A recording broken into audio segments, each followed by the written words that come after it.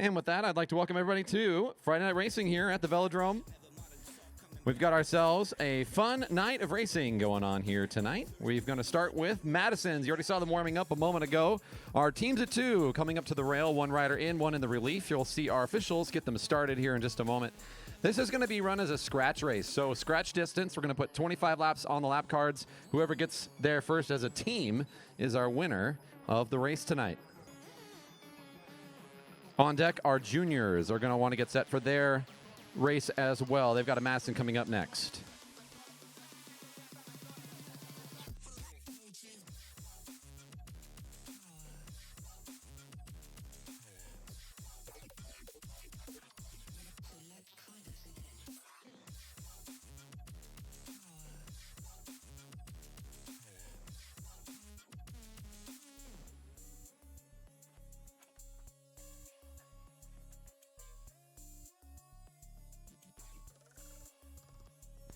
All right, our riders starting to get set here. You'll see a group getting off for the relief. So these riders are not starting in the race. They are going to be the ones that are going to be tagged in shortly.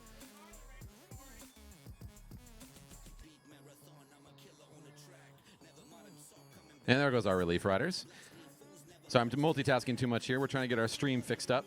So off goes the relief. The riders are going around for their neutral lap. So you can see the riders opposite us right now will be the starters. Out of turn 4, we're going to get a whistle as long as they're still together like they are now. Our relief riders are going to position themselves around the track. Now, they've got a partner in the race, so you can see their partner out there based on the color of their jersey. They've picked up matching jerseys to make sure that they're visible to all of us watching tonight. They're working cooperatively, so whoever's in the race is setting the front of the action. So whoever's in the race, that's what we're going to be watching. They've got a teammate that's going to be sitting out, recovering, try to get some stuff back in the legs, catch their breath, and get ready for the next effort that's going to be coming up. Racing's underway, 25 to go.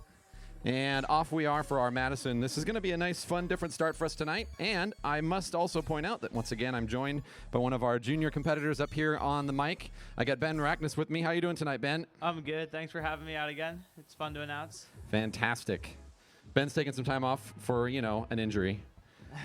It happens. But he did such a great job here last week, giving me a lot of insight about our riders and talking about the race action. We thought we'd bring him up here again. So off we go, and our group's settling in, trying their first exchanges. You can watch the teams coming into it. Pretty busy looking right now, right? We got 8 teams out there. So riders having to find some space in there. You'll hear riders talking to each other as they come around, and one of the main ideas is to do the exchange down low while riders that are not exchanging are supposed to go up high. What that means is to go to the right if you are not exchanging, while the exchange happens lower on the track, closer to the sprinter's lane or the inside line.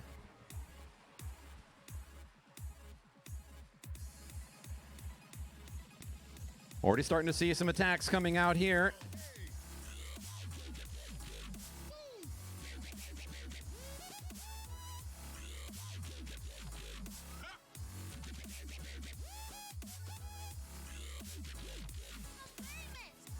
The KW Racing team number 11, currently Andy Baker, the rider in for that group, is on the attack.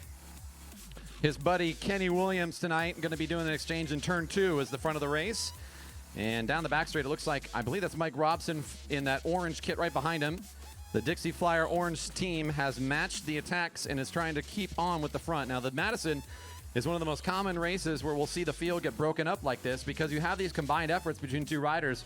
If you've got 2 riders that have some endurance to them, they're going to try to apply that really strong effort early and try to break riders off the back of them as quick as they can to shrink the field down.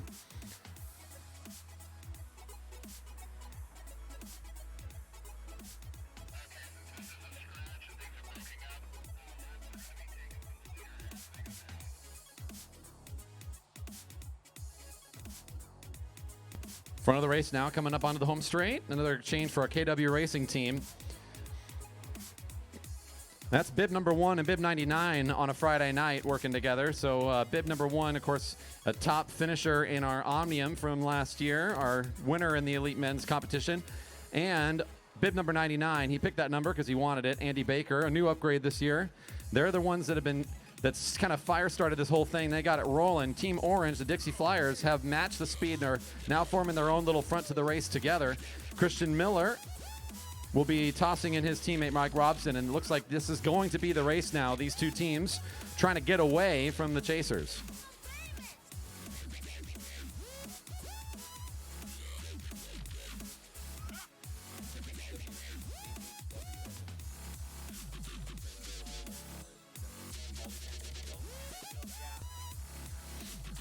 The team for Hawley's Handmade Wheels, that's Bib 34, is working together with the Pyatt Broadmark team, all yellow, trying to get back up there. They're the next closest team on the home straight, seeing 18 to go. Looks like it'll be Haldy and Crane working together in that dark colored kit alongside of the yellow team.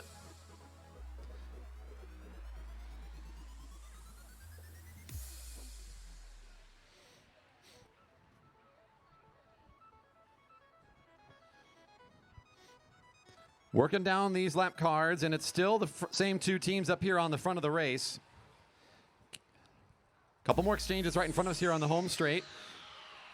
And the gap holding pretty firm here as the chasing two teams cannot seem to get much leeway here on our leaders.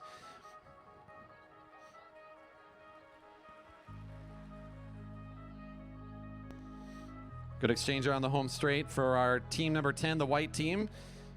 Eric Johnson there doing the toss-in, as that's his jersey that he's wearing tonight.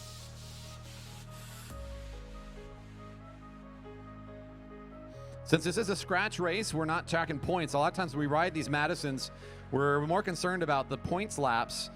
In this particular race, there's nothing to be concerned about except for the finish and who's going to be there first. Right now, again, it's still Team Orange and the Team Yellow and Blue coming through the middle of turn 3 and 4 that are the front of the race. As they catch riders, if they do that, those riders are going to be marked down a lap. We're going to be watching as these leaders catch. As long as they stay together, that's going to be the way we think about it. Team Orange now coming into turn 1 is still at the front.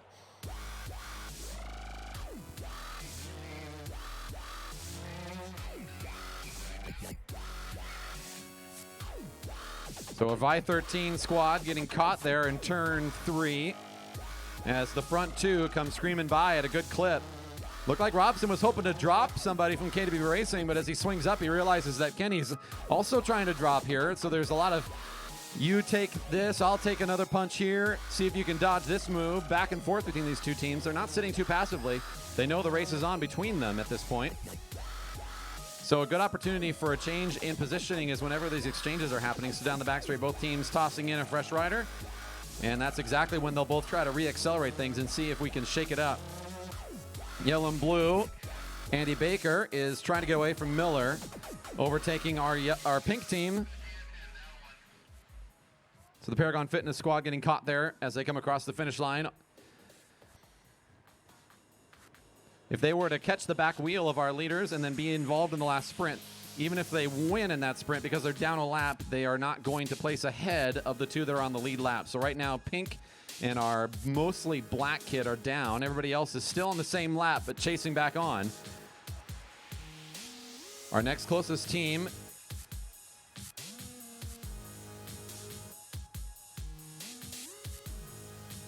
looks to be Team 10 right now, trying to close this down. And another chasing pack here. This is the largest group of riders right now in the chase, 34, 6, and 7. Trying to get a little bit closer to where our leaders are, and now Kenny Williams is trying to break away. Getting awfully close to lapping this group of 3. If he can get up there, they'll be all down a lap, and it'll basically be a race between the blue and yellow team and the orange team, as they'll be on the same lap together. Everybody else will be down 1, and that'll be the race on for 3rd place, which is still certainly something to keep an eye on here as we're watching our teams coming here into the home straight. The front of the race right behind them. 10 to go.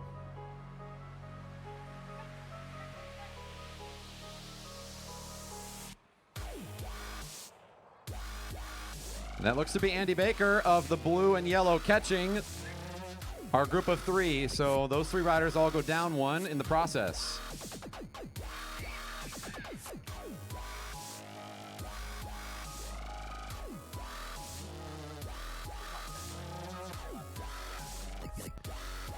So the next closest riders to our leaders are still this group of 3 that have chased 34, 7, and 6, but they're now down a lap.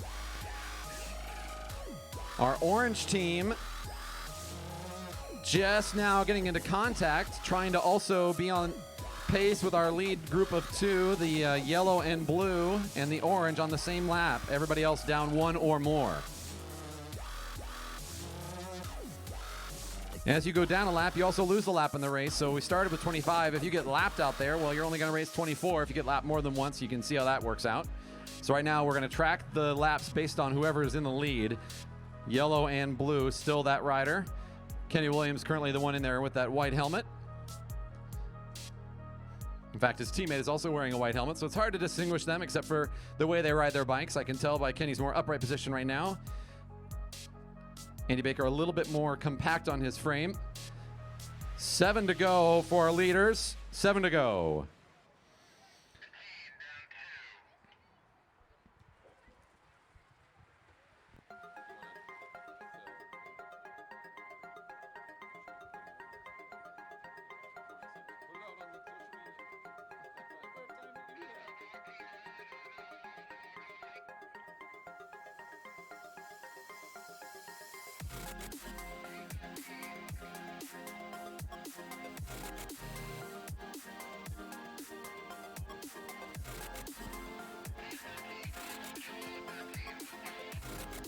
Our leader is seeing 6 to go.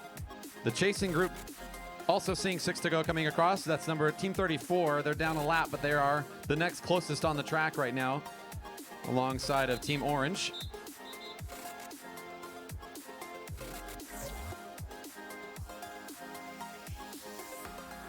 Team 11 coming across the line at the front, seeing 5 to go.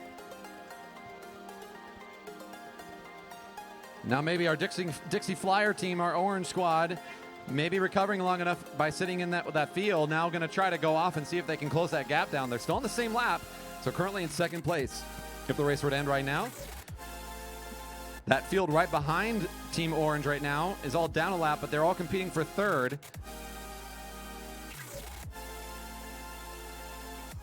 Four to go for our lead team, and here comes our chasing lone rider for the Dixie Flyers at 4 to go.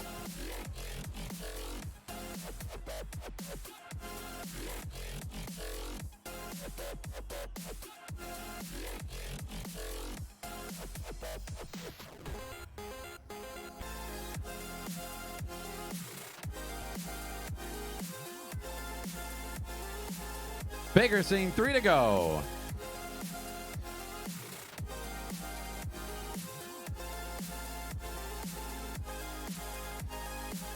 Now, I know that pretty much right from the get-go, this race kind of got broken up, and we didn't get to see a head-to-head type of competition, maybe the kind of athleticism that we really get behind and excited for. However, it must be said that our yellow and blue team are showing us exactly what it looks like to be in great shape, to ride really strong, and have a good race. So as they come around at the bell, we're going to make a lot of noise for our riders tonight, because this is a hard race to ride, and they've been putting on a good show. So we're about to come into the 1 to go mark for our leaders. 2 to go for our chasing orange team. 2 to go. And the chasing field at 2 to go as well. Carlberg on the front for Team Pyatt Broadmark.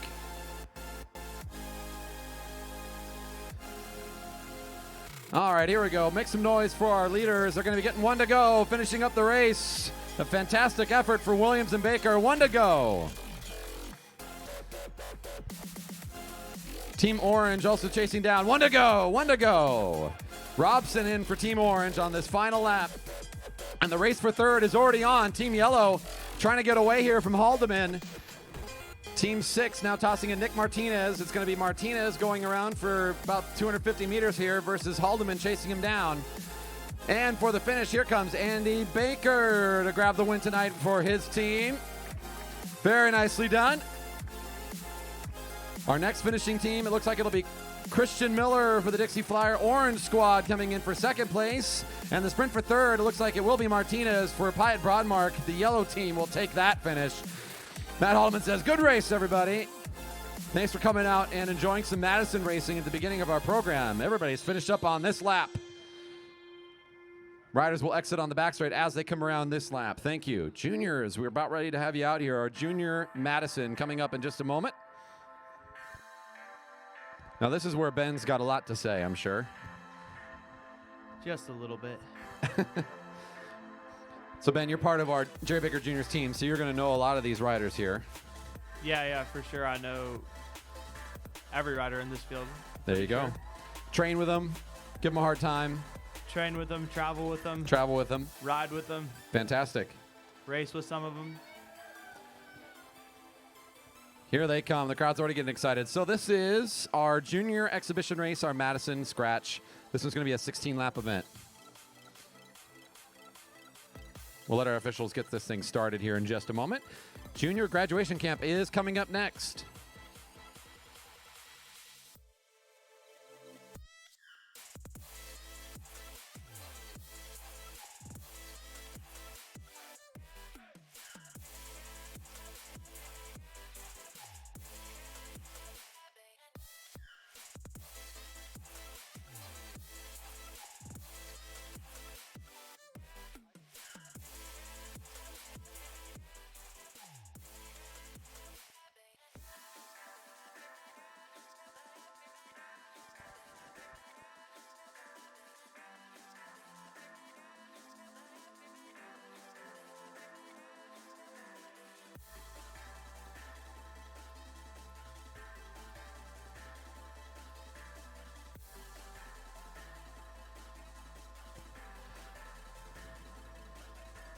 And our riders are getting themselves started here.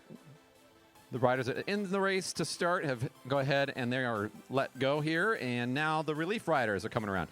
So these are our juniors. These are young riders here tonight, and we love featuring our juniors. I think last week we were talking quite a bit about them as well. A group of currently on our team registered. We have 35 juniors on our growing squad. And I was just given the inside information. This is kind of fun. Our teams tonight are pretty well spread out in their ages too. We got a team of 12 and 13-year-old pairing. We got a 13, 14-year-old pairing, a 14 and 15-year-old pairing, and then two 16-year-olds. And there's a big difference between a 12-year-old and a 16-year-old in terms of what their growth and their size and their speed. So that is going to make an impact on our race tonight. The eldest is Team Red, the FSA Vision red jersey. And off we go. The whistle signaling the race has begun, and 16 laps of racing for the juniors.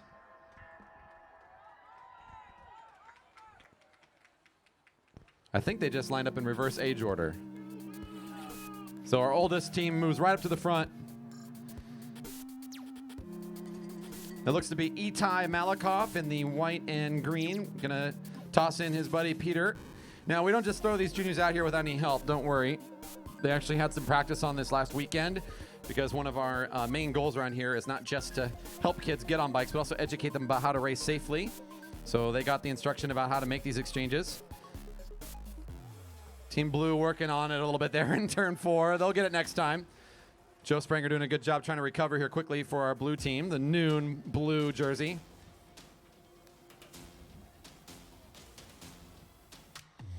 I mean, despite the age difference, Team Blue was our youngest, I'm fairly sure. Is that right, Ben? Our youngest group? No, I'm pretty sure the blue and white checkered shirt is younger. So with JC Pyle currently in there? Yeah, JC races in the 11-12 category, and Got it. Joe and Will race 13-14s. So despite that, it could really be anybody's race. Obviously, the eldest team has a pretty good advantage just because of their size, Team Red, but you never know how one of these races is going to play out. There we go. Nice couple of exchanges there on the back straight, doing a good job. So the key here to be safe is to, as you're going into these exchanges, as they've been told, we talked about this earlier, exchange low, ride over the top. So Team Red exchanging down in the sprinter's lane while checkerboard and blue move to the right and give room for that to occur. Very important stage after you've tossed in your partner. Stay straight for a second. Don't turn. Look around. Make sure you're clear and then clear up to the rail. Don't do it right away. That's a dangerous sweep up to the right. You could take somebody out. So they're doing a good job on this so far. Looking safe. Look like they've received instruction that they need. Now this would be our two older teams overall, our 16-year-olds and our 15 16 or our 14-15 pairing starting to push away here. That's Peter Gilchrist that got tossed in the white and green, keeping up with what looks to be Henry Kaiser for the red. Lucy Gilchrist tossing in JC Pyle in the white and blue checkerboard, and the noon blue, it'll be Will Fowler tossing in Joe Spranger.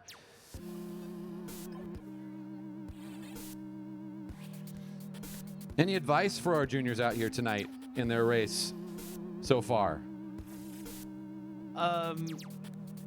Since it's such a small field, you'd expect the older group to kind of move off the front and split up the field a bit, but right now it's just kind of together with two groups, kind of the older group and the younger group working together, so it'll be a pretty even finish, it looks like. Fair sprints all around. Yeah, white and green doing a nice job here, keeping pace. And you can see that as the rider who gets tossed in has the fresh legs, be able to make that quick sprint to get back up on the rear wheel. So one of our young riders doing a good job here, getting right back up there. That's going to be Itai getting onto the lead pace. Oh, here we go. Noon's on the move. Will Fowler's trying to get away a little bit here at 10 to go.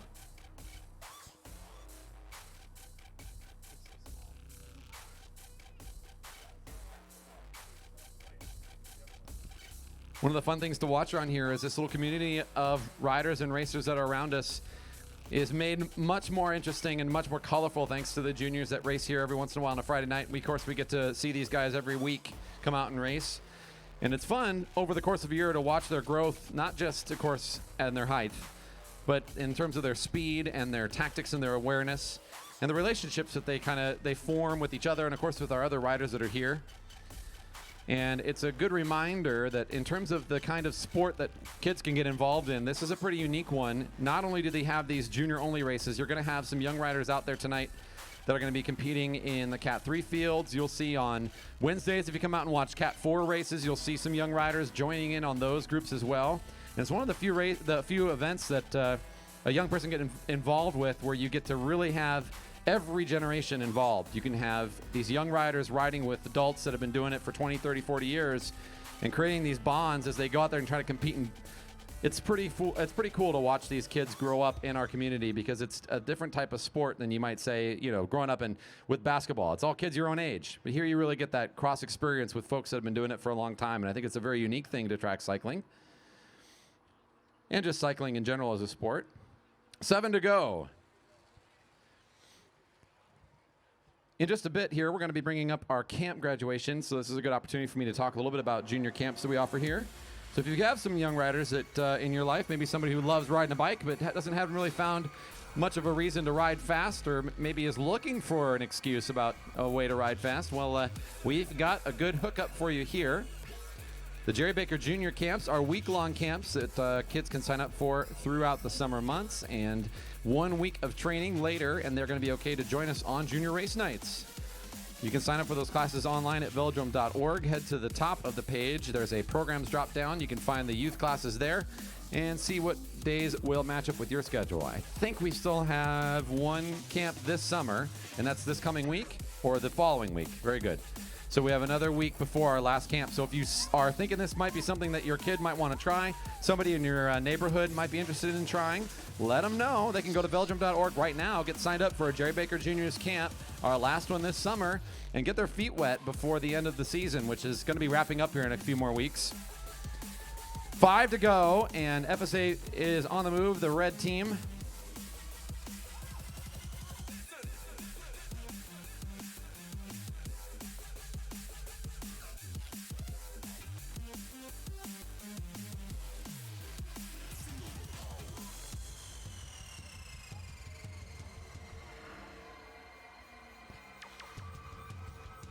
This is a longer race for these kids. They're doing a good job holding it together here, a 16-lap event. Obviously, it's only 8 laps for each rider, and they get a little bit of break in between. That distance still adds up. It's only a moment of rest in between the efforts. So the front of the race right now is on the back straight. It's Team Red. Next closest team behind them is the white and green checkerboard team.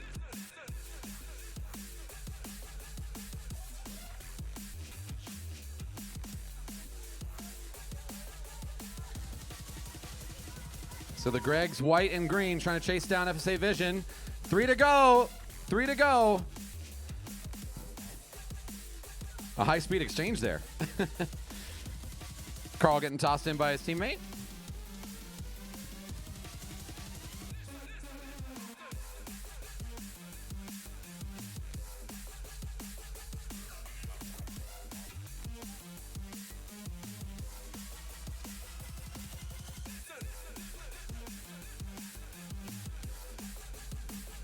It's noon, and the Gilchrist Architects team's coming up here now. Just getting lapped by Team Red at 2 to go. 2 to go for our blue teams. Gilchrist Architects taking the lead with JC Pyle. And right behind him, the noon dark blue. That's the race for third between those two teams as they get lapped by red. Red team is now on pace to try to win this thing, and they're on their final lap here. And an impressive effort from Team Red. They're ready to just go and finish this thing, so they're dropping the hammer, trying to do a little extra work and get away from everybody. And there's our bell. 1 to go. 1 to go. Kaiser here on the closing lap for Team Red. Our FSA Vision team, here comes our riders for third place. We're going to be watching Joe and JC head-to-head. We've seen a lot. And, of course, our Greg's team, the white and green, is the second place team currently. They're on the same lap as the leaders, but pretty far behind them on track. So we're going to be watching for our finish here in a moment. The race for third is probably the most interesting thing to keep our eyes on. Here's Team Red. Give them a round of applause for a nice workout tonight. The race for third coming out of turn 4. Springer and Pyle. Springer on the inside, Pyle on the outside. Oh, man. I think it might have been noon on the inside. Team Blue with Joe Springer barely. And Itai Malikoff riding for the Greg's team will find second place tonight, even though he finished behind that exciting sprint. Very nicely done. How many more times are Joe and JC going to sprint against each other, I wonder? That's a good matchup. Nicely done, juniors. Fantastic racing tonight. And now for our exciting junior camp graduation race. We're going to bring up our newest members of our community for an Italian pursuit.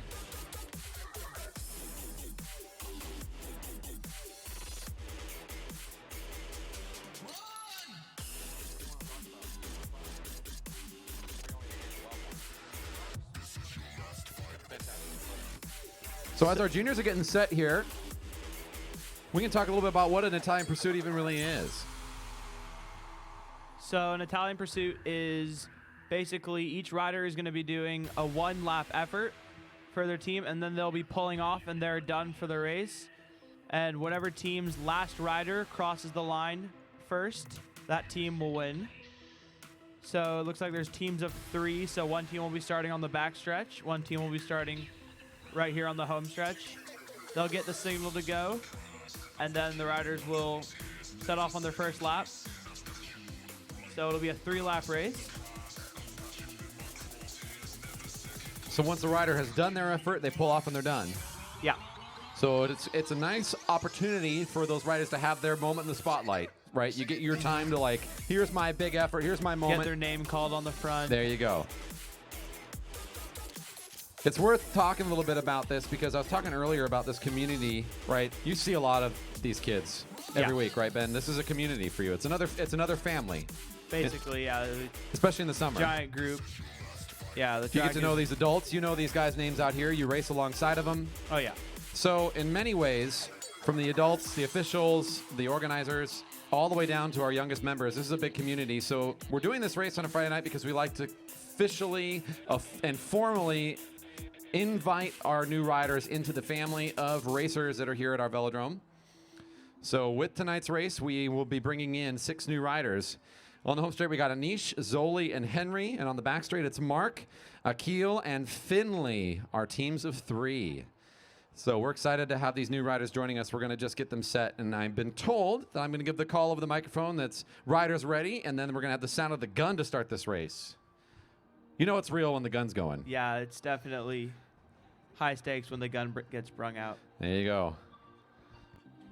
Yeah, and we hope these juniors will continue to race on Monday night races with the other juniors so they can always come out for the few remaining Mondays we have left and race alongside some of the juniors you just saw racing the Junior Madison, as they're free to do so if they choose. 7 o'clock every Monday.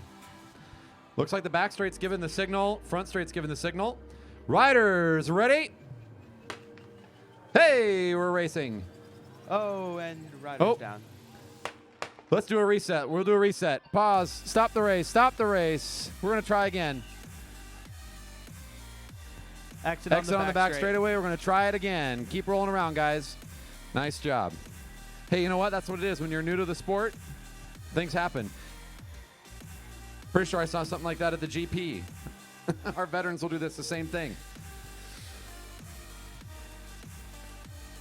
So we'll have our kids roll around and go through the warm-up circle, and we'll bring them back out. If you're on the home straight, no problem. Just come on through the warm-up circle. We'll get you back over here.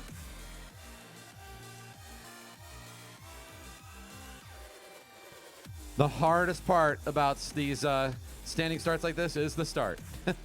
That's where the challenge is.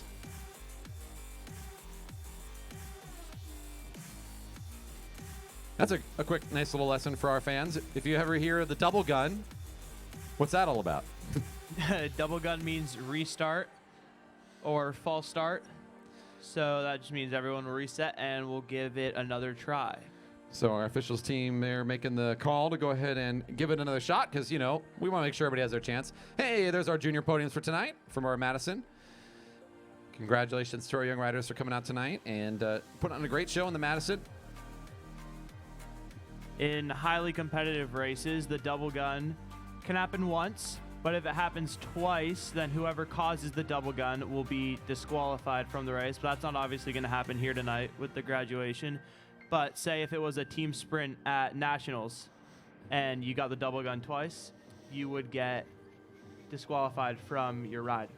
2 false starts, that's it. No more. You only get 1 freebie. So we're going to get our team set to go again. Front straight is ready to go again.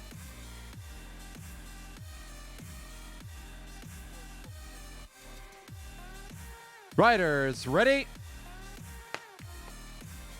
And off we go. It'll be Anish on the home straight, taking the first lap. And it's Mark that's going to be taking the first lap for our back straight team. Now, there's only 3 laps with these guys, so every single time around again, riders, spectators, everybody, our athletes, we should all be making a lot of noise for our newest members of our community. So support our young riders coming through. And look at this form, the aggression on the frog bike here. Yeah. Mark looking good here. You know, he had all the adrenaline pumping. He was ready for this. Anish is putting in a nice effort on the first lap. He's kind of hurting his teammates here a little bit. They're trying to get back up to him. Nice start for Anish. He's going to pull out of the way now. And now it's Zoli taking the lead in the black there. This looks to be a really close race so far as both riders on the front crossed that red pursuit line that you see in the middle of the home stretch and back stretch at almost the exact same time. So this will be an interesting finish for the riders, it looks like. This is Akil coming here on the home straight. Halfway through Akil's effort right now. Keeping it close, as you say. It looks like the 2 groups are doing a nice job being well matched. Mark getting the thumbs up there for an awesome lap to start off his group. Help out Zoli all the way to his finish of his lap. 1 to go, 1 to go, 1 to go. Our final riders out there on the solo effort. It's going to be Henry in that gray shirt taking his final lap. In just a moment, we're going to see Finley come into view as well with that white helmet.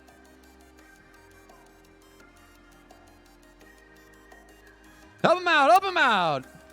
Halfway there. Keep it going, keep it going. 200 more meters. Oh, this is going to be close. Looks like our team that started on the home stretch had a bit of an edge on that last half lap. So we'll see how they come finishing. Looking like it is going to be awfully close with Henry coming up. Looking across the track to Finley. Look at this. Oh, the home straight will take it by just a second there and a nice close finish. Fantastic Italian pursuit for our newest members at the track. Appreciate all of our fans here giving a lot of support for the young riders. And, of course, a thanks to Mom and Dad for paying for the camp and bringing them out here tonight and Friday night. We are so pleased that you're able to make your trip out here and help our kids learn how to race their bikes and join on the Velodrome. So our riders are going to be exiting on the back straight. We'll see them on the infield in a second.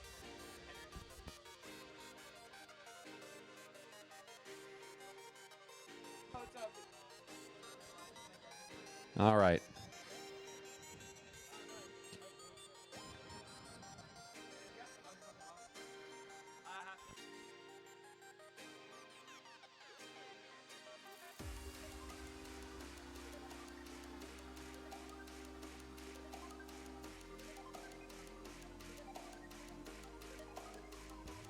All right. The next thing we're going to do is our Cat 3 men are going to be racing in a scratch race. But before we do that, we're going to make sure we get our junior camp graduates all taken care of and situated before we move on to that. Still plenty of time here to check out a new vantage point. Go check out the Velodrome from another angle. It's always fun up in the corners if you haven't sat over there before.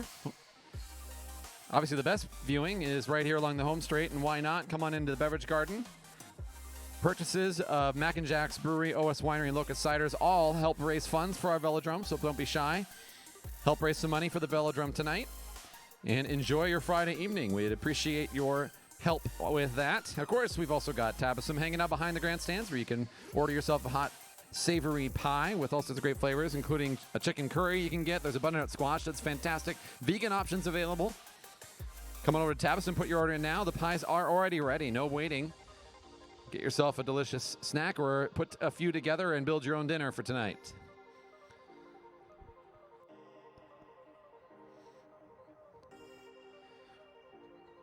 All right. I think that looks like we've got our juniors all clear and another good job from our young riders. We're going to bring out the Cat 3 men for their scratch race. Come on up to the rail.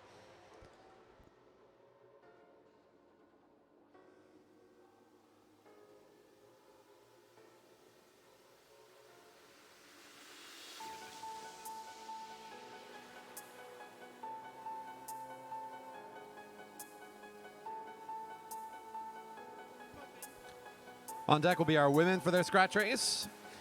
They were followed by the Cat 1-2 men for their scratch. Here comes our first scratch race of the night. Getting ready to start.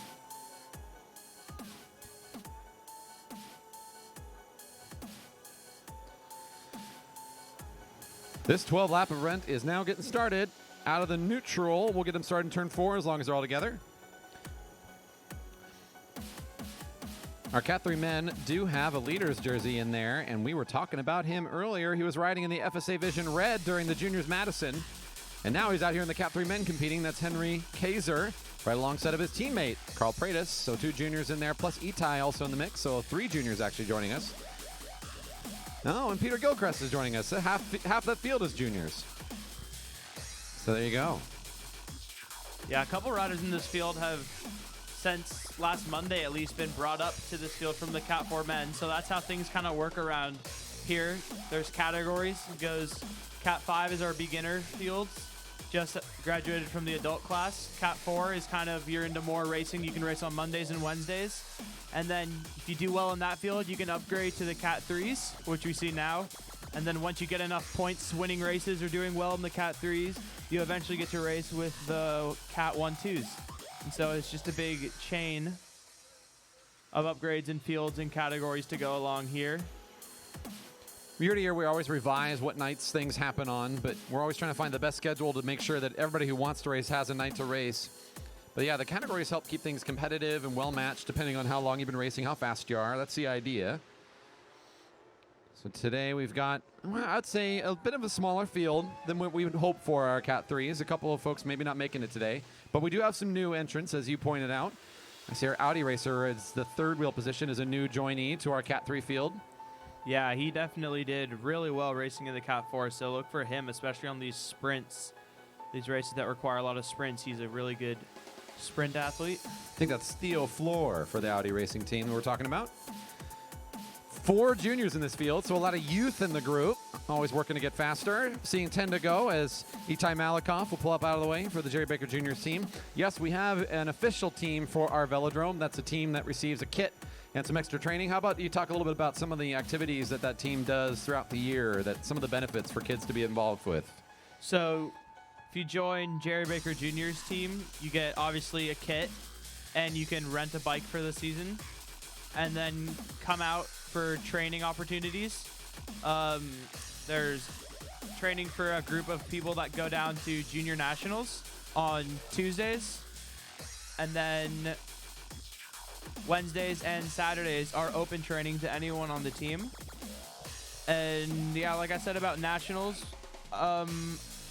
all 4 of these riders in this field attended Junior Nationals this year in Carson, California. And so that was really fun to go down there. compete with kids from across the nation in respective categories. Definitely one of the benefits is just the organization that goes along with that, getting folks to ride together, go compete together, and train together. As you mentioned, all those different venues. We're not the only team that gives those opportunities to kids, but we're certainly proud to sponsor one here. So if you want more information, we'd point you to maybe ask some questions of one of us here or one of our staff, where we can point you to the website where you can register. Now, the biggest benefits for this year are kind of in our past now. We'd be looking more to next season at this point, because we're about to go on our off season in just a few more weeks. We do have one issue around here, and that's rain. And without a cover for our track in the rainy months, we tend to take the time off, since there's a better chance we're going to be canceling than racing. 7 to go. That's Peter Snoblin at the front, riding in that Vi-13 gray kit, number 316. I'd put him more on the enduro side of things. So about every time he gets to the front, he's going to do some kind of effort to try to hurt the group a little bit, maybe make them wince in pain, trying to hold on to his speed, rather than save for the big top speed finish at the end.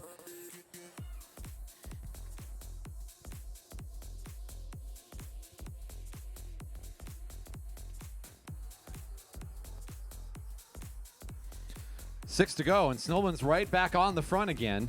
So a quick effort. He pulls up to see if anybody else will take that front position from him, and before you know it, he's back up there because he wants to keep it moving quickly at this stage in the race. We talked about the leader's jersey. Another rider to look out for in these scratch races is rider 301, Hyun Lee, who is a very fast sprinter. Races Monday night sprints constantly and can definitely pack a fast finish racing for the Hyatt Broadmark team. He's actually sitting on the leader's jersey's wheel, or at least just to the side of him right now. So definitely two riders to watch at the back of that field.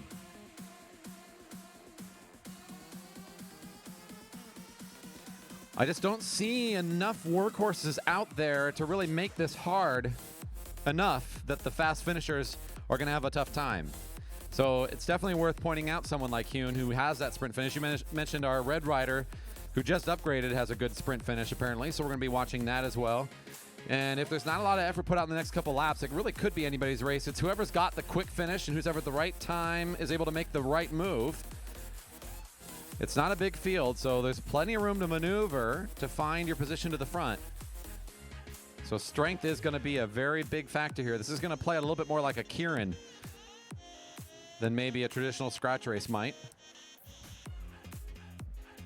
Coming up in just a few short laps, women competitors for their scratch coming up next.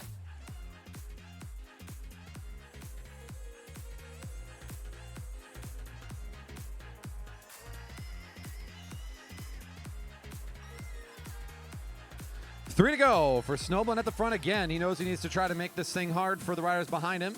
There's Hyun on the front again. He's got Carl Pratis behind him. Let's not leave him out of the picture. Carl Pratis, I think, probably gives himself a pretty good, feels pretty good about his sprint finish. I think that'd be something to also watch for.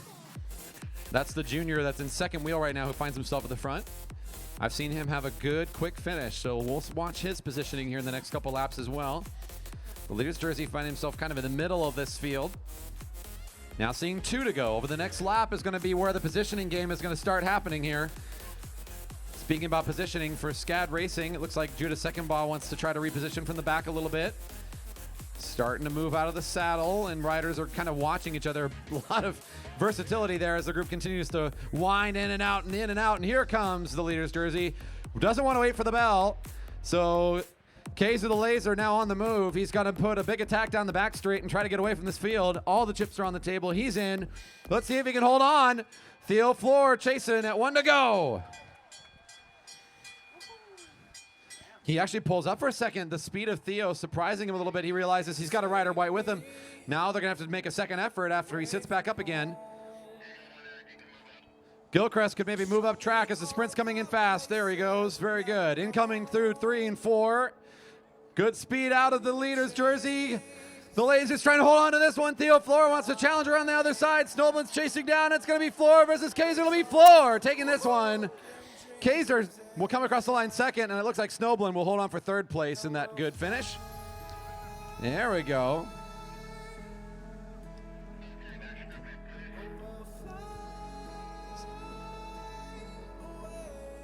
Very exciting moment there at the end of our scratch race. We've got more coming up.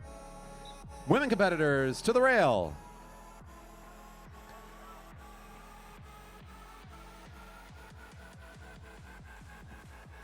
We got 2 more scratch races tonight. Same rules apply. A very straightforward type of race for our women, joined by some juniors tonight, coming to the line. A 10-lap event.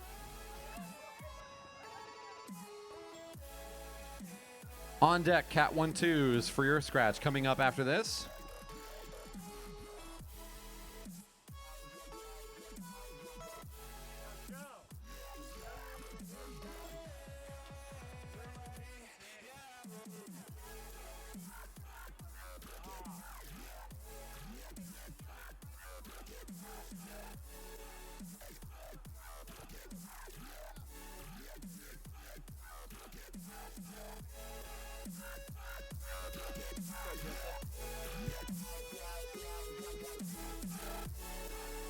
All right, this is another scratch race. Again, we've got our women's field joined by a couple of juniors tonight.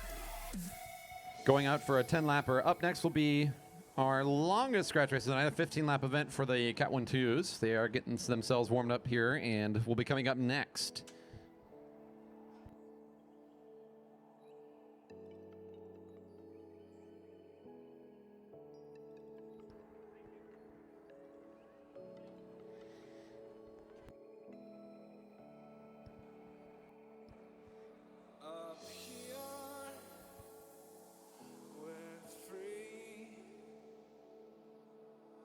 Only by frozen memories.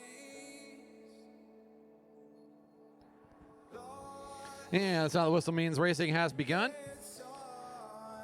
Off and away we go. 10 laps of scratch racing coming up. That's JC Pilot's going to slot himself right down in the front to start this race for the field. Becca Book on his wheel.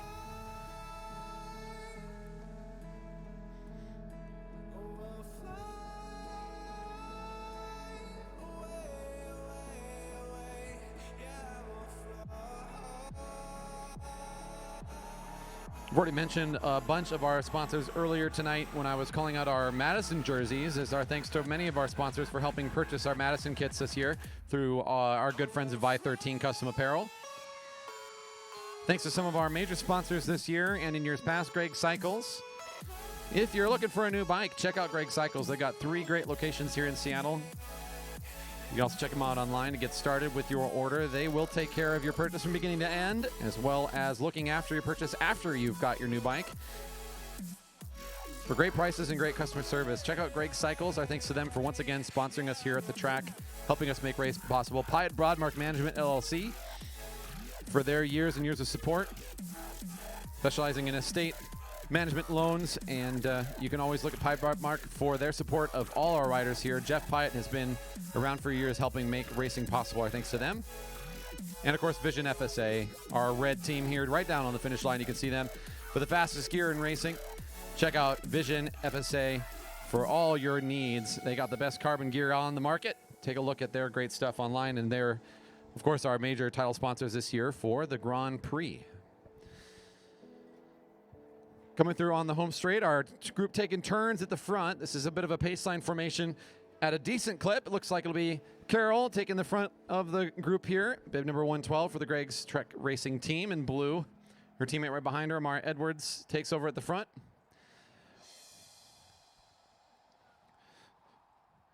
The purpose of being in this formation is to be as efficient as possible. So as speed increases or your desire to conserve energy increases, which usually is related, the more likely you are to want to find a place to hide in the field. As soon as the effort breaks away and riders aren't willing to do the work, you'll notice they change formation. So the second formation we see them in now is more resting position. We're ready to go, but we're not going right now. There's no need to hide behind somebody to get their draft going.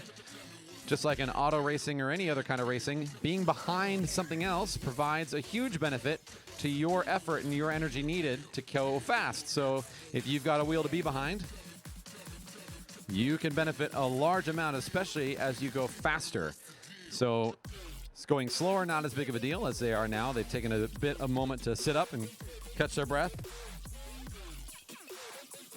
Again, one of our smaller fields this season, just one of those weeks maybe where the weather was looking a little bit questionable or they had some other conflicts on the calendar. Our Cat 1-2s have a good amount of registered riders today. You can actually see them in there on the warm-up circle getting set to go for their race.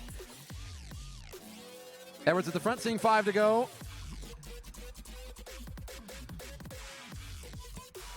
Do look for something similar to what we saw in the last race. That exciting sprint finish between Floor and Kaiser. You could see something similar here. 2, 3, 4 riders going for the finish. Since right now it's been fairly passive, just kind of a cooperative effort to kind of work to get down the lap cards. Everybody's got their hearts going, the blood's moving, but nobody's totally gassing for air right now. So everybody's ready to do some work if they need to at any moment. Seeing 4 to go as Will Fowler was trying to accelerate things as soon as he gets out of the way. He's looking at his shoulder going, man, we're sitting up again.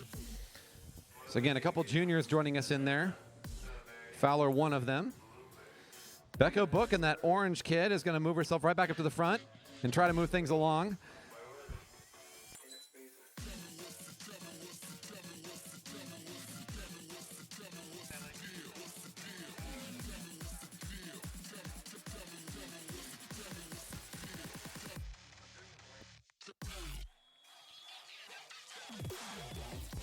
Three to go, and Book is really putting on effort here. This is causing a split in our field, so rather than wait for the big finish, she kind of heard us talking about this. If you don't put in the effort early, you're just going to let the sprinters win. Well, Rebecca thinks, you know what? Maybe if I go now, I can make that an impossibility for the sprinters. Bryn Ward agrees. She's the one in the pink shoes that makes it up quickly. Amara Edwards also on the move. Becca Kawaoka. Those are the 4 racers at the front. They're thinking, let's not waste for a sprint. Let's try to spread this thing out a little bit, drop some riders behind us, and guarantee we're at the front of this race. Book, Ward, and Edwards form the front at 2 to go. Kawaoka trying to chase back on. And our juniors here, we got a group of 2 are the next closest in the chase. Next time around, it will be the bell lap. It's now Ward at the front. This is after Becca Book in the orange made this attack a few laps back. It caused Ward to respond. Then Edwards kind of snaked her way through the field to try to get up there. They're all gassed out a little bit now. They're going to get ready to sprint each other, so they're going to sit up and wait for the next move rather than just keep it going. This gives an opportunity for Kawaoka to start to get a little closer. The rider in white getting up there. Here's the bell at 1 to go. Who's going to make the next move? Everybody's watching each other. Edwards, bib 104, is controlling the front of the race right now, down in the sprinter's lane, waiting for somebody to try to come over the top to be able to challenge. Now is Ward coming into view. And down the back straight, as Ward comes side by side, it'll be Edwards that holds onto the short lane and continues to pull away. Ward trying to challenge, now comes into the sprinter's lane, hoping to maybe get into the draft and try a second move. Becca Book also having a little bit of acceleration through the turn. Edwards is able to hold off. It looks like it'll be Edwards. And whoa, maybe Ward coming in second. That's a close one between Book and Ward coming across the line. And don't be shy, here comes some of our junior finishers. Give them a round of applause. And there's Carol. You got to give one for Carol. Yeah. Good to have you out here, Carol.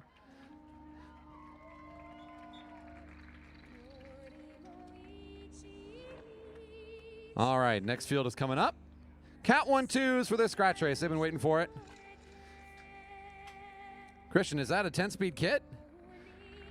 All right, he's wearing the kit tonight. Love it. Oh, nice. There you go. 30% off the online store. If I could talk. I'm the announcer and I can't talk. That's a problem. 15-lap scratch race for the Cat 1-2s coming up now.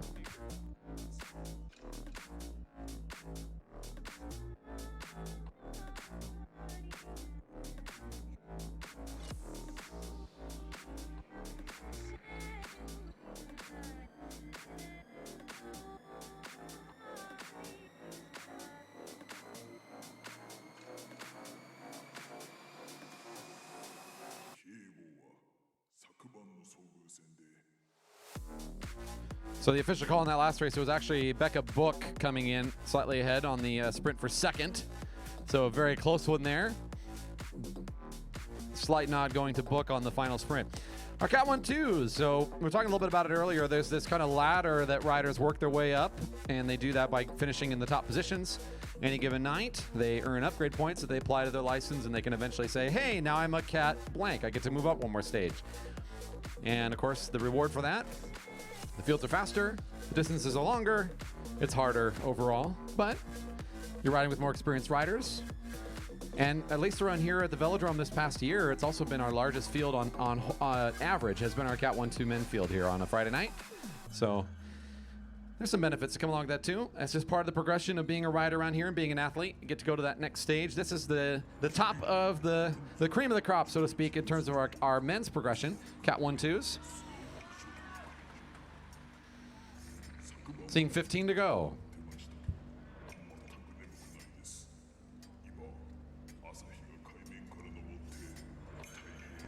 And just not to throw too much confusion into it, there is a Cat 1, 2, 3, 4 for the women as well. In this season, we've been riding them all as a combined field.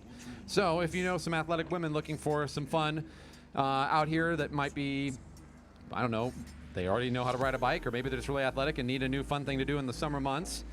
We are always looking for women that are interested in trying to out on the track here. So we have adult classes that they can sign up for online at velodrome.org, and we'd love to see them joining in on some racing and help bolster our numbers in the women's field. You do not even need to own a track bike to get involved here at the track. If you've been watching these bikes up close, you'll notice there's no brakes on the handlebars, and as these riders pedal, they are fixed gear. You cannot coast. At no time will you see these riders coast. They must always be engaged with their gears. It's fixed to their feet. We do not often ride these kind of bikes casually, and we know that people don't just own a pair of track bikes at home, so we have a fleet of rentals here. So if you sign up for a class, you are paying for the right to use one of those for that class. Don't even need a bike yourself. Just bring your helmet and some athletic shoes, and you too can learn how to ride on a track bike. We'd love to get you signed up and trying out in our last class coming up this weekend.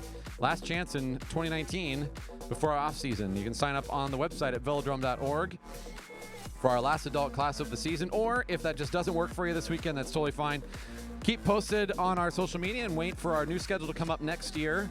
We tend to put up the race schedule and all of our classes and everything in mid-spring, somewhere after our fundraiser is all finished up. So keep your eyes peeled for that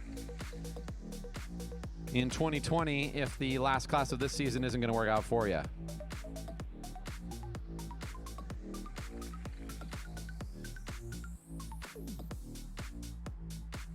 That is now 11 to go for the field. We're moving along quickly. So there is a leader's jersey out here as well. That neon kit he's wearing, bib number 2, is Andrew Karlberg. 15-lap scratch. That certainly sounds like a good recipe for him. Just the right length that he's going to be able to use one of his specialties, which is sprinting out of the field like this. We'll see how this one plays out, as there's also quite a few enduro riders that have showed up tonight. We saw what Kenny and Andy Baker can do earlier tonight when they were paired up on the Madison. I see Ludo Max here at the front of the field, who's definitely got a motor that he can apply. Taylor Crane, maybe a little bit more on the sprint side of things, now takes the front, but right behind her is Dave Chip Chase as she quickly pulls up. She doesn't finish her effort. Almost in queue there will be Chip Chase up and out of the saddle saying, yep, now's my chance to apply some pressure here. So all those riders that are going to try to keep it fast, this is bad news for the sprinters. It's just a long enough race that they might be able to cause the chaos and the havoc needed, but it's awfully hard for 15 laps to be able to do that. Yeah, Andrew Karlberg, definitely the sprinter of the group. Placed 4th in the sprint tournament at Elite Nats and 3rd in the Elite Men Kilo at Nats. So look for him to definitely make a big sprint near the end.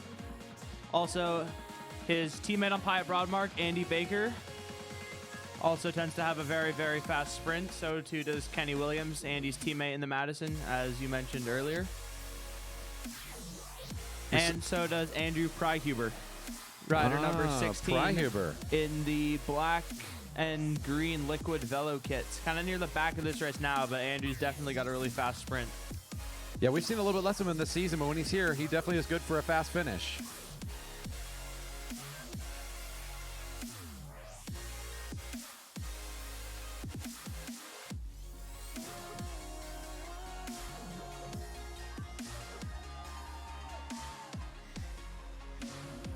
Willem Kaiser knows how to bring the fans, man.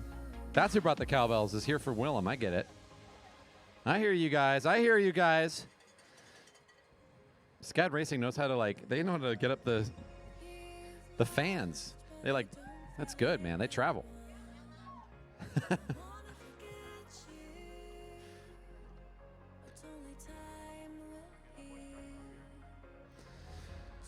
We saw some of these riders at the front have won races recently. Someone like Christian Miller has a good combination of top speed and sprint and endurance behind him. Riding for 10-speed Hero, bib number 7 pulls up out of the way. That's another rider to keep your mind on. He's a bit of a bigger rider, so he's got a longer stride kind of naturally to his ride. But again, I've seen him put on a nice sprint before and competed in plenty of our sprint tournaments here at the Velodrome. In these kinds of races, it does tend to be our strong finishers, our fast and top speed guys that are going to have the biggest advantage. But if anything's going to change that story, it's going to have to happen awfully quickly. You mentioned Andy Baker earlier as a quick finisher. We saw him win a few weeks back on a 2-lap effort, a 2.5-lap effort, where we just got away from the field on a big solo effort. That's another way to beat this field tonight. Yeah, for sure. Andy's definitely capable of doing that again tonight. Really fast for a pretty substantial amount of time. He can go from pretty far out and distance himself from the field if he chooses to, so it'll be interesting to see what he does now. At 4 to go, Willem gets the support of the home crowd here. That's bib 47 in the black and yellow. I kind of get to know him a little bit as an Energizer Bunny around here, because every time he's at the front, he's go, go, go. No question that he's going to try to make it fast as he pulls out of the way. Not so much every other rider, though. They're all like, nope, we're good. And I think he likes that faster speed. So does Max here for Hagens Berman. So now the blue's going to take the front. 3 to go. Start to watch the positioning of those sprinters. Watch bib number 2 and his positioning in the field. You already got a couple riders watching him. That's the leader's jersey. Watch for Baker. We talked about him, bib number 99. Coming up to the front. Also, Mike Robson could be a part of this race here any moment. That's the rider in black that now takes the front. He's bib 30. Off the front, as we're talking about the main field watching each other, we've got a break of 2, and it's Ludo Max and Dave Chipchase. We talked about them having more of the motor approach. They're going to try their own version of the kilo here at 2 to go. Willem Kaiser going to be on the move, trying to catch this down, and now Andy Baker doing the work to bring the field back up. This might be the beginning of Baker's attempt to go for it, as he's going to try to bring Kaiser back into the fold very quickly. Who's on Baker's wheel? We mentioned him a little bit ago.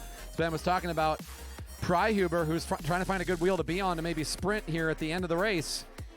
He thinks Baker's a good wheel to be on. 1 to go! 1 to go!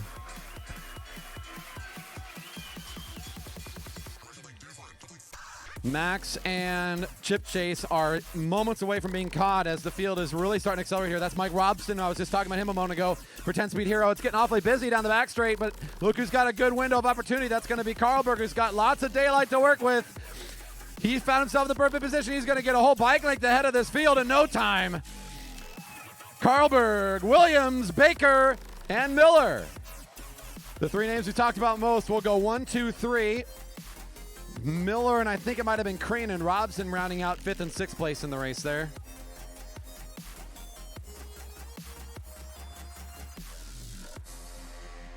Those riders X on the back straight. Our next group can come on up. Cat 3 competitors, please, to the rail. Cat 3s.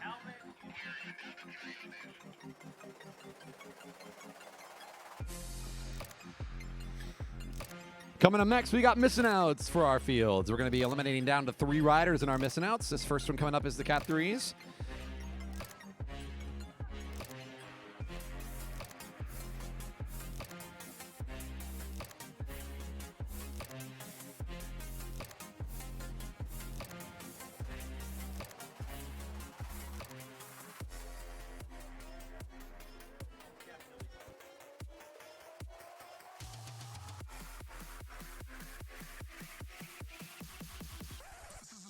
Crap over and over again.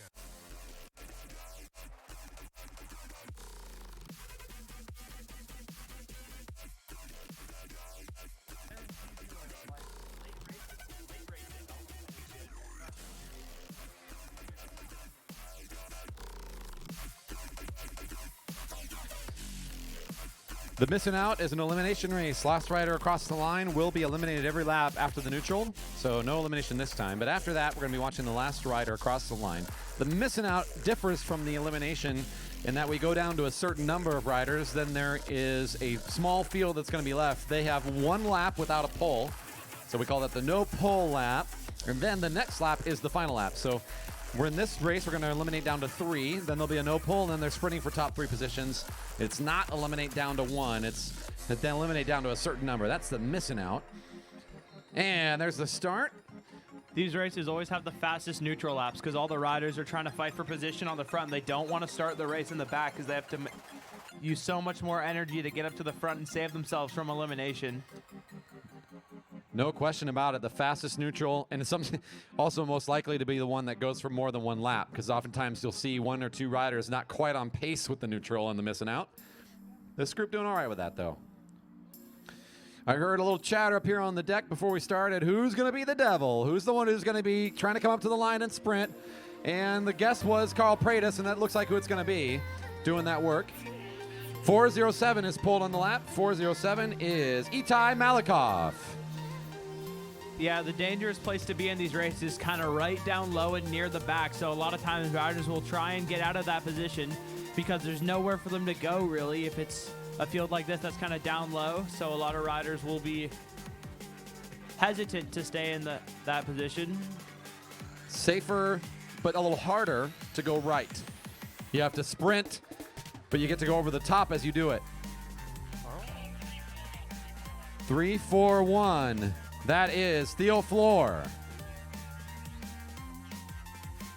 Winner of the first race, just caught out in that down low danger area, couldn't go anywhere.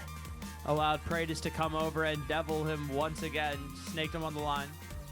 So Pratis has done the job twice now. We're going to see how many more times he's going to sprint around the top before he settles into the field. Here comes another attempt. Oh, man. 410 is Gilchrist. I think he's aware.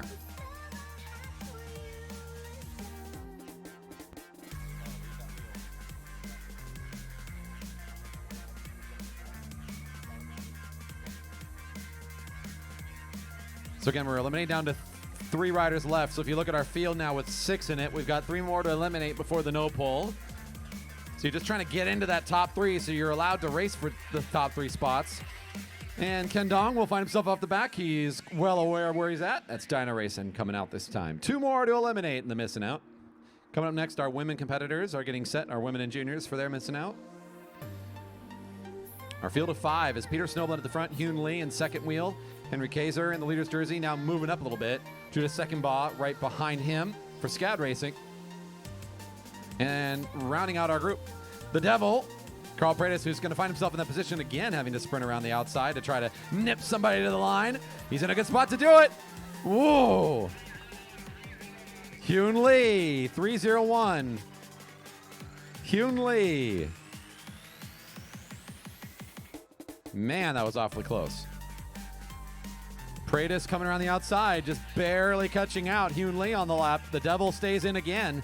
That's the rider at the back of the field right now in the black and the blue. We call him the Devil because he's just coming up and he's playing the role of, he's spoiling all the fun for the riders that are down low.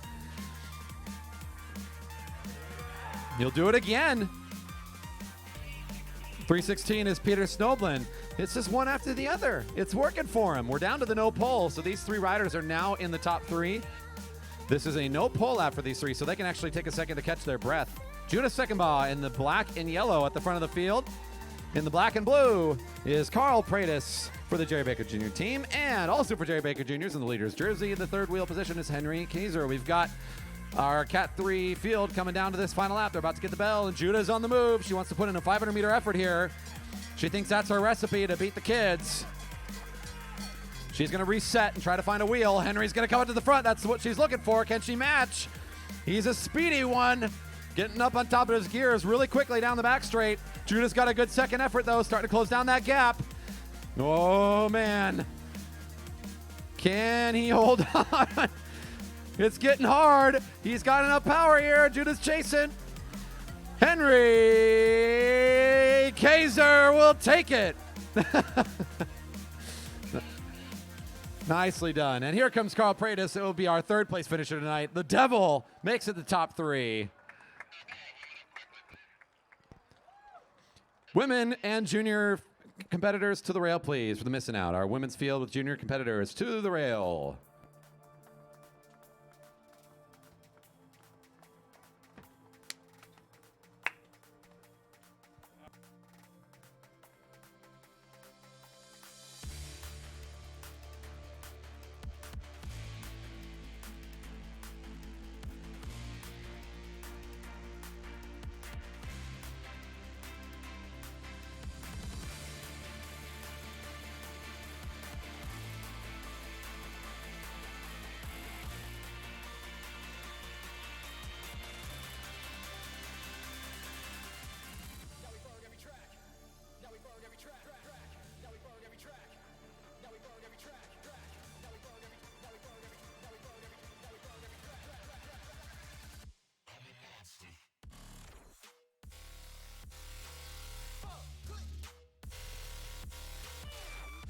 Once again, I'm missing out down to 3. So it's another elimination race. We're going to be watching those rear wheels to see who is pulled every time around the track after this neutral. On deck, Cat 1-2s for their missing out. Our final series of races tonight, we've got 3 points races to close it out, 1 for each of our fields at the end of our night. Don't forget that Dennis Crane is here catching all the action. If you want a good keepsake for either the junior camp graduation or a moment during our exhibition race earlier, or maybe your Madison team, you need that perfect shot of you two together, Dennis has got you covered. Dennis Crane here tonight taking photos. You can find his great work after racing is done, and he's got them up on his website at dbcphoto.com. That's dbcphoto.com, putting up the great photos from the racing action.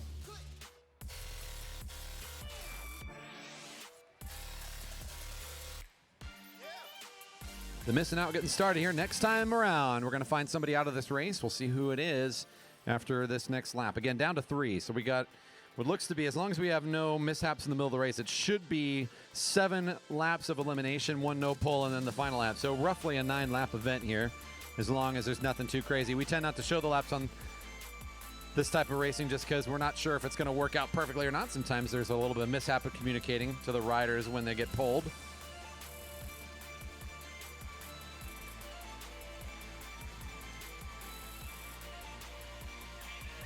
Lucy Gilchrist. Lucy.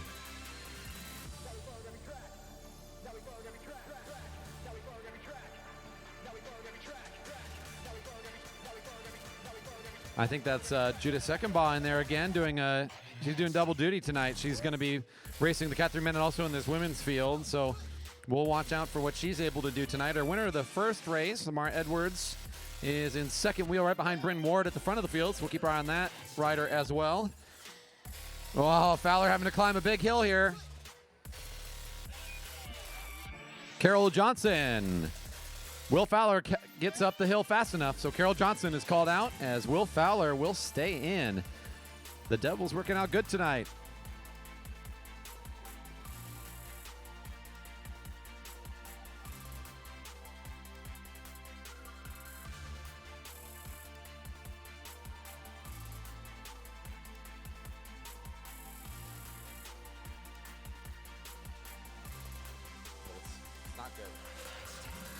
Yeah, it looks like this time it won't quite work out for our junior.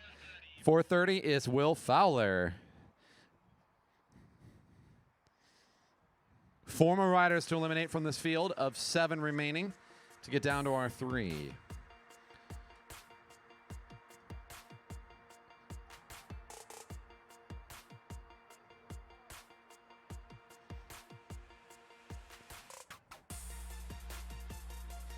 Watching Seckenbaugh now starting to fall into that role of kind of playing the devil around the outside. So is Joe Spranger having to put in a big sprint here, running in the blue for noon.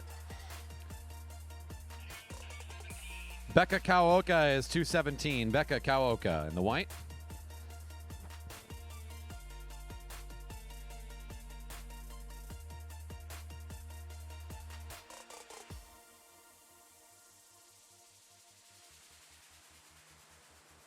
Three more to pull now. We'll be watching that rider in blue, one of our younger riders in the field, having to put in another big sprint effort here. Does he have enough speed to do it again? He's on the wheel of Judah trying to get back up over the top. If he can do so, he's going to eliminate somebody in the middle. J.C. Pyle, 408. So he will manage it one more time. Spranger doing a good job playing that devil role, just sprinting around the outside. It takes a lot of effort from these riders, but then you get a little bit of rest once you get done with it. So it's this go and slow down rather than this consistent effort that a rider like Book or now Edwards will be doing at the front of the field. It's a little bit of a style choice, a little bit of a way you want to use your muscles and your speed a certain way that you think is going to work for you. Spranger versus Ward now to try to come around the outside. 101 is Bryn Ward. One more to eliminate. The field right now is Becca Wood at the front, the rider in orange. Right behind her is Judah Seckenbaugh in the black and yellow. On the left of both of them in the blue is Amar Edwards for Greg Strick. And then right behind them all is Joe Spranger, our junior left in the field. Oh, man. Will Joe be able to do it again? Our junior's trying to come around the outside. It's going to be Judah and Mara Edwards looking to lose some speed here. It looks like Joe's going to survive another lap. 104, Edwards. So they have a no pole here, so this is a free lap for the three of them. If they want to go for it now, they certainly can, but it looks like they're all going to be content to take just a moment to recover before the bell's ringing. Our double dipper, Judah Secondbaugh, now moving to the front of the field. She's not going to slow down for anybody. She's like, I'm warmed up from the last race. Let's go some more. Becca Book now on her wheel with Joe Spranger rounding out our group of three. And the bell's ringing. Who's going to find their way to the front? Secondbaugh is doing that thing where you look over the right shoulder. You're just guarding the sprinter's lane. You don't want to go earlier than you think you have to. You're just waiting for somebody to try to go around you. When they go around, they've lost the advantage. Now it's just a head-up sprint. If you let them use your wheel as you accelerate, you're helping them get up to speed. So that's exactly what's going to happen down the back straight. Our junior's still in there trying to re-accelerate himself, but the big speed from Secondbaugh. Now Book going to come up to speed. Joe's got the long sprint, but it looks like Becca Book's been saving this one. The heads-up sprint coming out of the turn. Looks like Becca Book in the all-orange has got enough to take this one. Becca Book will take it. The missing out. And Joe Spranger making it into our top three. No small feat tonight for our junior competitor. Cat 1-2 is missing out to the rail. Our final missing out of the night before we move into our points race. We're going to bring up our Cat 1-2s for their version of it. Obviously, this is going to be a longer race because there's more riders to eliminate. We'll bring those riders to the rail and let our officials get this thing started in just a minute.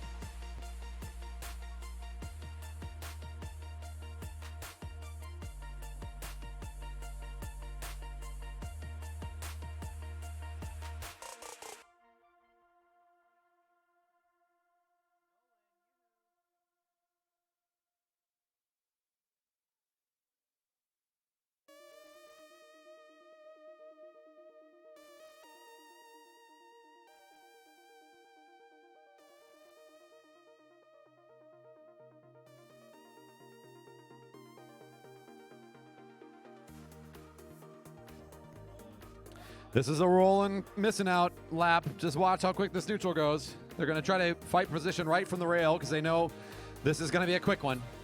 Yeah, this race will be a really fast, aggressive race from basically start to finish.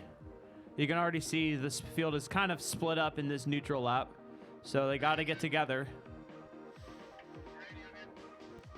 The neutral intended to not give anybody an unfair advantage, but because this is such a fast lap, they're getting the signal to take another lap to get themselves together. Another lap around for the neutral. Still in the neutral. Still neutral.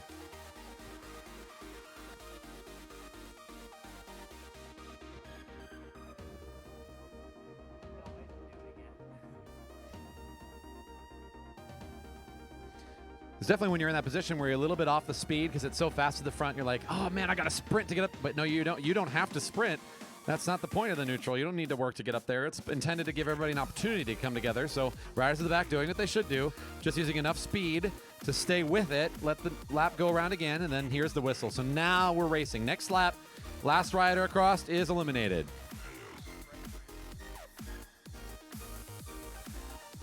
We've talked a lot about these two names that are at the front right now. It's Baker leading the field with Kenny Williams on his right. They're forming the front edge of this thing. Nolan Adams right behind him for Dyna Racing. Those are the front three riders right now. Another thing to watch in these bigger fields and the missing outs is eventually the front usually changes. It's hard to be at the front for this entire thing. So at some point, we'll see some kind of swap there at the front. First elimination now coming up. 47 is Kaiser, 47. Already not happy with their lot in life. A couple riders from the back of the field are already pushing to the front as I see Pryhuber for Liquid Velo and Christian Miller starting to kind of crowd the front and wanting to take position from riders that are up there. So you'll see this in these larger fields as there's a bit more of a roulette going on in the group than you saw in the smaller groups, especially early on in this race as we're getting settled in. Number 15 is David Matthews. Dave Matthews, number 15.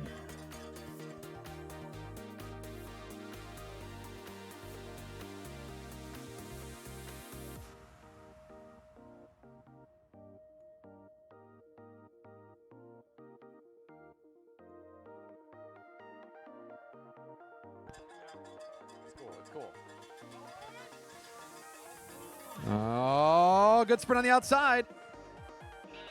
Number 30 is Mike Robson. Mike Robson.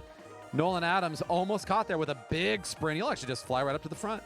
Why not? And he forces this field to respond to his speed, so he's kind of throwing a wrench into the system. A lot of times this race looks very repeatable, very similar, very static every lap. You see this wedge, there's the sprint to the line, and then it resets back to the wedge. It just keeps happening. Sometimes you'll see these moves like Nolan just put in to really reset the group.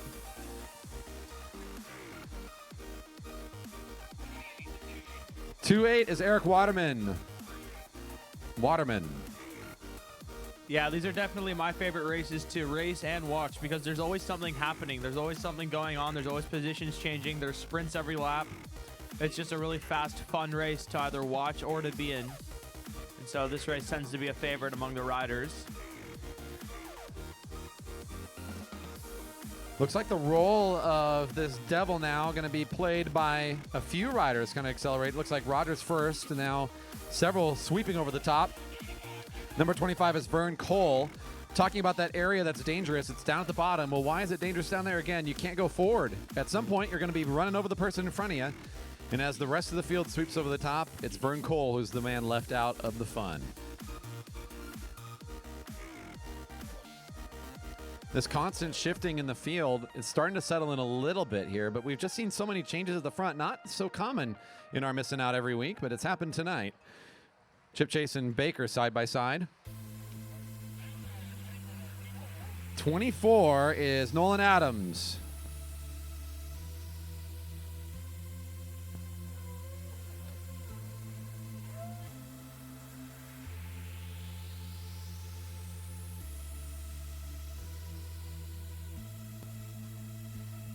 Once again, a change at the front. Now it's going to be Haldeman for Haldeman's hand wheels coming up to the front. Looks like Pi Broadmark is finding himself in a tough spot right now as Nick Martinez is out on the lap. Again, we're eliminating down to 3, so we still have a ways to go here. Unlike our smaller fields, this ends up being a nice combination of sprint and endurance as it gets a little bit longer. Even making it to the top 3 is an accomplishment, and then you've got to catch your breath and then sprint against the fastest racers in the field. So it's certainly an interesting format, as you said, to watch and to race. We'll see who can make it that far. We're still working it down with Rogers coming around the right side again, doing a nice job in this devil's role he's found himself in. 123 is Taylor Crane getting caught right in the middle of the field, nowhere to go.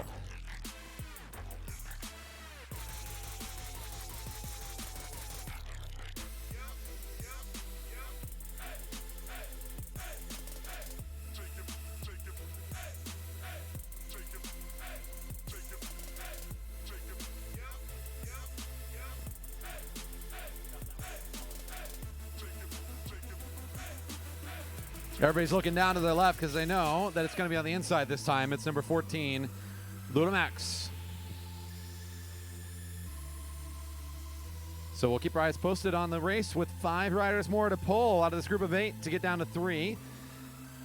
We'll see who else can survive this thing. I'm watching Pryhuber in the black and green consistently following the wheel of Carlberg in the leader's jersey. We've got Mike Rogers is doing a really good job tonight on his sprints, trying to come around the field as well.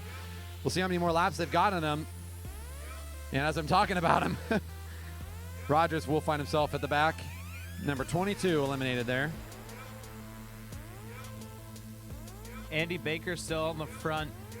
It is the safest place to be, is right on the front of that field, but it's also the hardest in terms of workload. So we'll see how this benefits him a little bit later on in the race. It's not unusual to see that rider right to the right of the lead position to be Kenny Williams.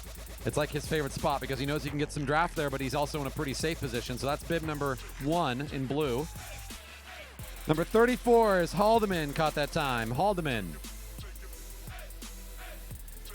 But as you mentioned, being at the front is certainly a safe place to be if you're willing to do the work. It is not uncommon to see the rider who's there make it into the top 3 and then basically not sprint after the no-pole lap because they're so tired just making it that far. This is a sprint from way downtown. Has a lot of speed coming from the back of the field, and it looks like we might be losing another Liquid Velo competitor momentarily. That'll be Pryhuber found at the back. 5 left in our group. 2 more to eliminate. Baker, Miller, Williams, Carlberg, and Chip Chase. Some names we've definitely said a lot tonight.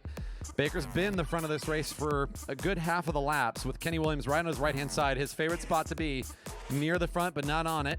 With Carlberg on his wheel and Miller there on their side. And the dark kid, it'll be Chip Chase out on this lap for Liquid Velo. 4 left, 1 to eliminate, then the no pole, who will be in our top 3. I'm anticipating a good sprint here between these 4 on this lap. As they sit up now, Carlberg on Williams' wheel. It'll be Kenny Williams that starts to accelerate at the most from the outside, maybe thinking he can take the front position. Carlberg's got to have enough speed here to come up around the right-hand side. Miller's going to be the one stuck behind this sprint. I'm looking at Miller on the inside. Is he going to have enough? I don't think he's going to. It'll be Miller out on this lap. Leaving Kenny Williams, bib number 1 in the blue for Center Cycles. On his left-hand side, Andy Baker, number 99 for Pied Broadmark. Also for Pied Broadmark in the leader's jersey, he's number 2, Andrew Carlberg. Our top 3 on the no-pole lap.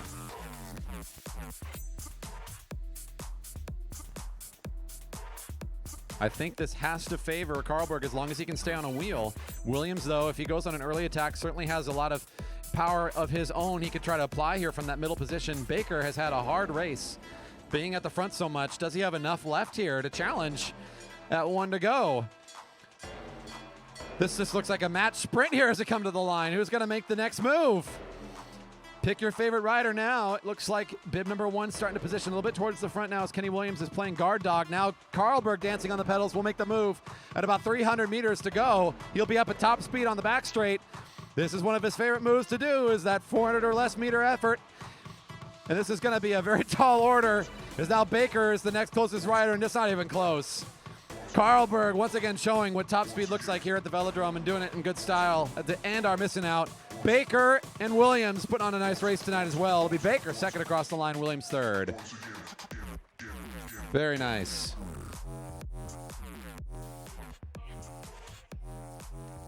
Our Cat 3 field is coming up to the rail now. Cat 3 competitors to the rail, please. Cat 3s.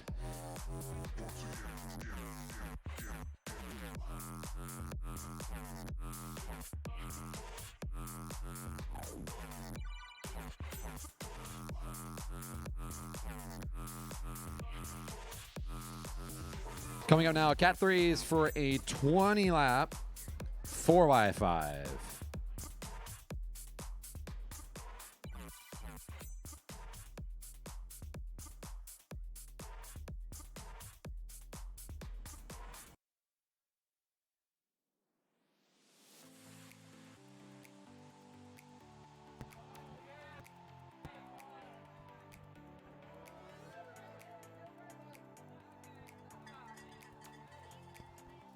Points racing, a favorite closing event for us on a Friday night.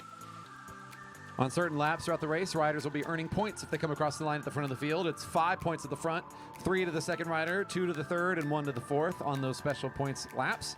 That's 5, 3, 2, and 1 after the bell rings. We're going to get 4 of those this time because it's a 4x5. That means 4 of those sprints every 5 laps for a 20-lap event in total. The first bell will be at 16 to go, then 11 to go, then 6 to go, and then 1 to go. The final bell, though, is worth double 10, 6, 4, and 2. And don't forget, if you lap the field, you get 20. If you get lapped, you lose 20. I know there's a lot of information. Most importantly, Ben and I are going to try and do our best to just tell you what the points are as the race goes on for all the riders so you know where everybody stands. This race tends to favor endurance riders a little bit more than sprint riders because the endurance riders can just keep on applying that pressure and recovering faster than sprint riders to just keep winning those sprints and keep getting those points that they need that eventually adds up to their total. So speaking of endurance riders, Peter Snoblin, rider number 316 on the front right now, is definitely a rider to look out for in a race like this. The key is especially when you're talking about the endurance speed, it seems like the first sprint is won by the fast finishers because everybody's fresh and they're going to go for the points they think they can win. And then after that, everybody's tired. That's the exact moment in that after that first sprint or sometimes after the second sprint where you'll see the attacks coming from the riders that have that motor to apply over the longer distance efforts. So we'll see if that plays out here in this field. First bell at 16 to go. We're looking at 19 right now as they come across the line. We do have a few more weeks of racing here left. We've been talking about these leaders jerseys. We have an omnium that goes down throughout the entire season. Our top placers in the overall season do get an extra cash prize at the end of the season. And of course, they get the prestige of knowing that they placed at the top of their field for their great work over the entire year. As our season is coming to a close, in a few more weeks of racing time before we get into our fall off season, we hope you can make it out for a few more Fridays. We will be here next week for Fred's race. Don't forget the regional championships here at the track. Juniors, elites, and masters competing in every type of race format we can put on at the Velodrome. So if you want to check that out, just come here for a regular Friday night next week, and you'll hear more about the weekend schedule, including Saturday and Sunday. Or you can go to our website and check it out before time, so you have a sense of all the racing that'll be going on for Fred's race. And then a few more weekends after that before we're going to be wrapping up our 2019 season.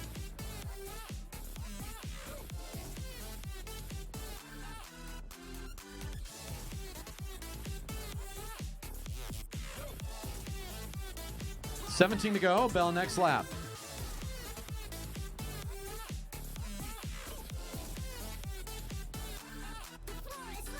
Yeah, this first sprint is usually a sprint that not a lot of the overall winners or contenders for the win of this race will want to go for. Typically, it'll be a rider better suited for sprinting that'll be wanting to take this one, as the more endurance fit general classification riders will want to sit up and save their energy for the later sprints. Coming into the bell, it will be Peter Snowblin coming out of the saddle to try to set this thing up, with Theo Floor in the red for Audi Racing trying to match speed.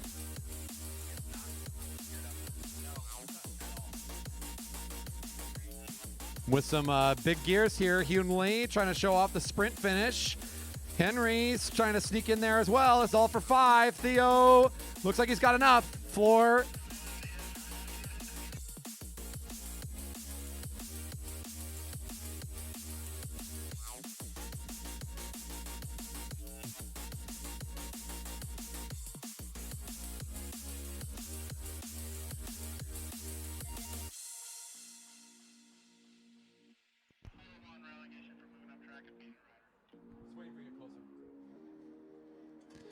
That is a relegation for rider 341. That's Floor for moving up track during the sprint and impeding progress of another rider. Relegation for 341.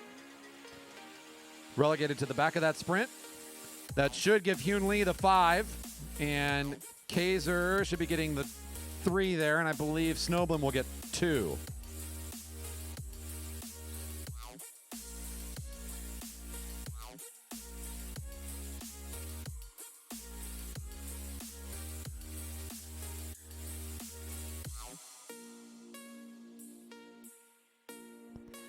Our leader is Hyun Lee with 5, Henry Kaiser with 3 in second place, Peter Snowman with 2 in third, and Carl Pratis in fourth with 1.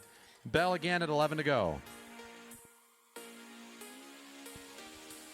So there are a few rules on the track that one cannot break. Lots of them have to do with the sprinter's lane. That one was having to do with moving across the track. Generally speaking, wherever you are, if you move too erratically to get in the way of somebody else, that could, especially mid-sprint, lead to one of those relegations. It doesn't mean you're disqualified for the race. It just means you lose out on the benefit of that particular sprint. So in this case, that'll benefit Hyun Lee, who was the second across that line on that lap. The rider for Pipe Broadmark is now the current leader, bib 301. Number 316, Snowblin, is on the move again at 12 to go. Bell next lap.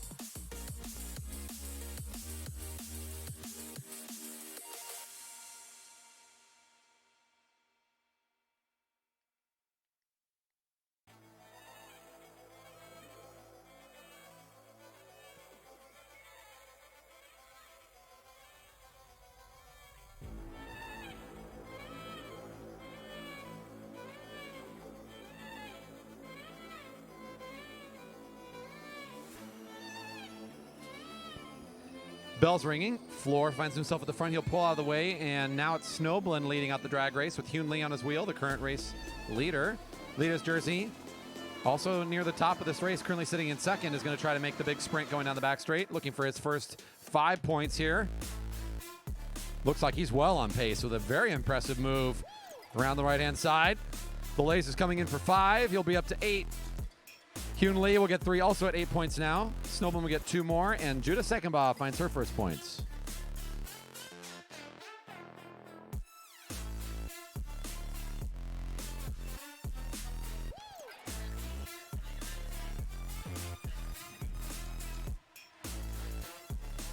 Race leaders I have is a tie between Lee and Kaiser with 8 apiece. In third, Peter Snowblin with 4. I have a tie for fourth place between Secondbaugh and Pratis. They're both at 1 point. Those points are confirmed as official. The move off the front is Judah Secondbaugh for the Scout Racing team in the black and yellow. Seeing if she can set up something away from this field and not make it such a difficult sprint. Not that this is the easy way to get points. This is the hardest way to get them. If you can just make this solo effort work, though, it is one way to guarantee you can notch a few more points on the belt on this race. Seeing 8 to go, our leader is going to start to pull up a little bit, seeing that the field is closing the gap down. Maybe my effort's better spent in the field where I might be able to get points from those sprints.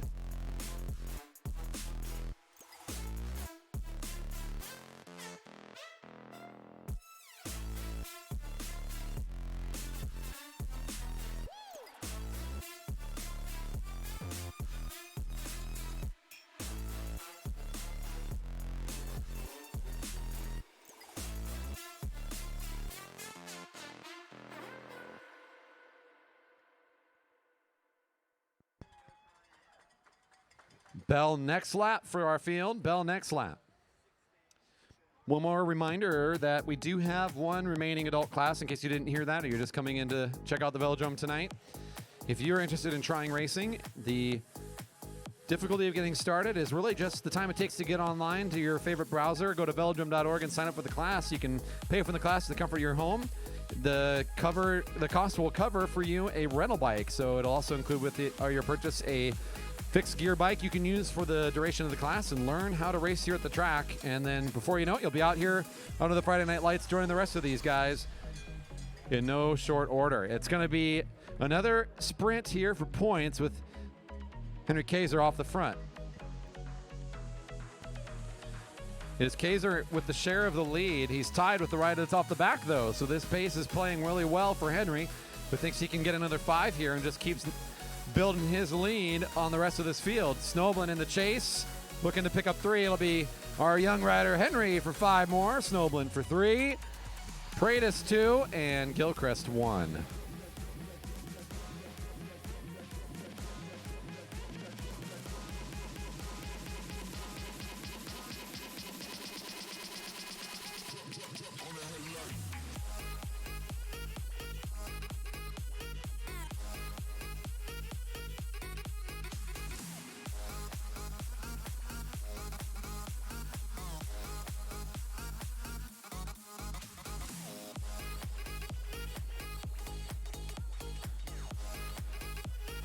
Kaiser is our leader currently with 13 points. In second, I have Hyun Lee still with 8. In third, Peter Snowblin with 7. In fourth, Carl Pratis with 3. And in fifth, Secondbaugh with 1. It's good to mention that this last sprint is worth double points. So instead of 5, 3, 2, and 1, the sprints will be for 10, 6, 4, and 2. And looking at our points right now, the biggest race is for second place, but with the final sprint being worth 10, if somehow the riders can get Henry in a position where he doesn't get any points in the last sprint, and one of our riders that has a lot of points, say somebody like Snowblin, could win the sprint, he could actually turn it around still. So we'll see if that happens. Again, our race leader has 13. That's the leader's jersey. And in second, a little bit off the pace right now is Hyun Lee. So really we're watching Peter Snowblin, bib 316 in the gray. Just now at the front, he's got that orange bike starting to pull back a little bit in the field. Sitting in third with 7.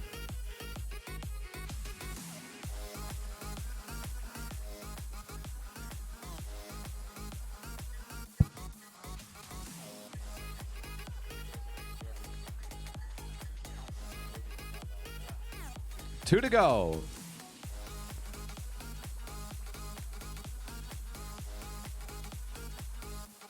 Also good to mention that if there are any ties on this last lap in points, or if any riders who don't have points, that sprint, their standings on that will be determined based off of who finishes faster on this last point sprint. So if 2 riders don't have any points, the one that finishes first on this last lap will actually place higher.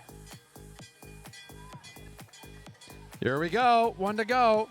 He might have got lapped, but he's got a good effort here. Peter Gilchrist doing a good job recovering in the field. He's going to lead this thing out. No reason to sit in on this. Let's have some fun tonight. Peter with a lot of speed coming on the back straight. It'll now be Peter Snoblin trying to take the lead position. Judah second ball on a good wheel. And here he comes. Lasers getting it all lined up here. Theo Flor wants some revenge. He wants to be up there on the leaders board too. Coming out of the turn, it's Kaiser still at the front. Snoblin, Kaiser will take 10 more. Theo Flor for 6, Snoblin for 4, and 2 for Pratis. Kaiser will do it tonight in good fashion. He'll win that one. Snoblin should hold on for second unofficially.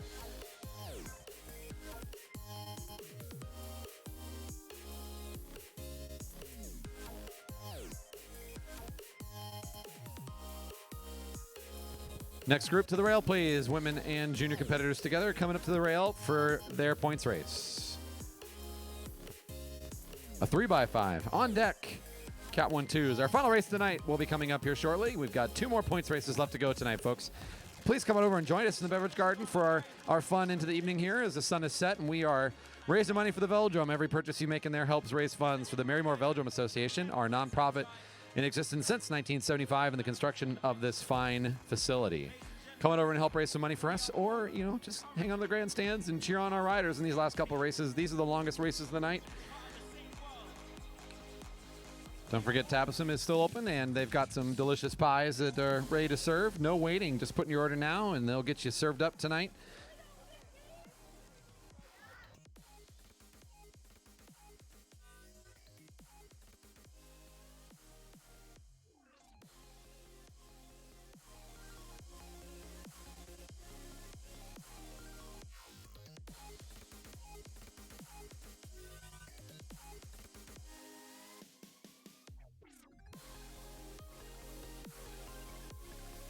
Off on our neutral for this 3x5 points race. 3 sprints. The final one still worth double, as we saw in that last race a moment ago. On deck, as mentioned just a bit ago, again, we've got our Cat 1-2s. For the last race of the night, they've got a points race coming up as well.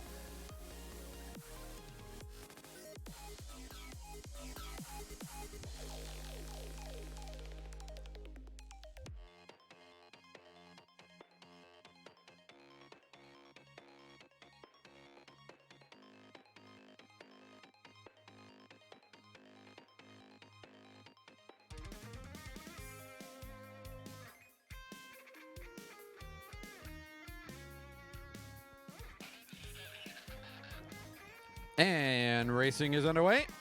First bell at 11 to go.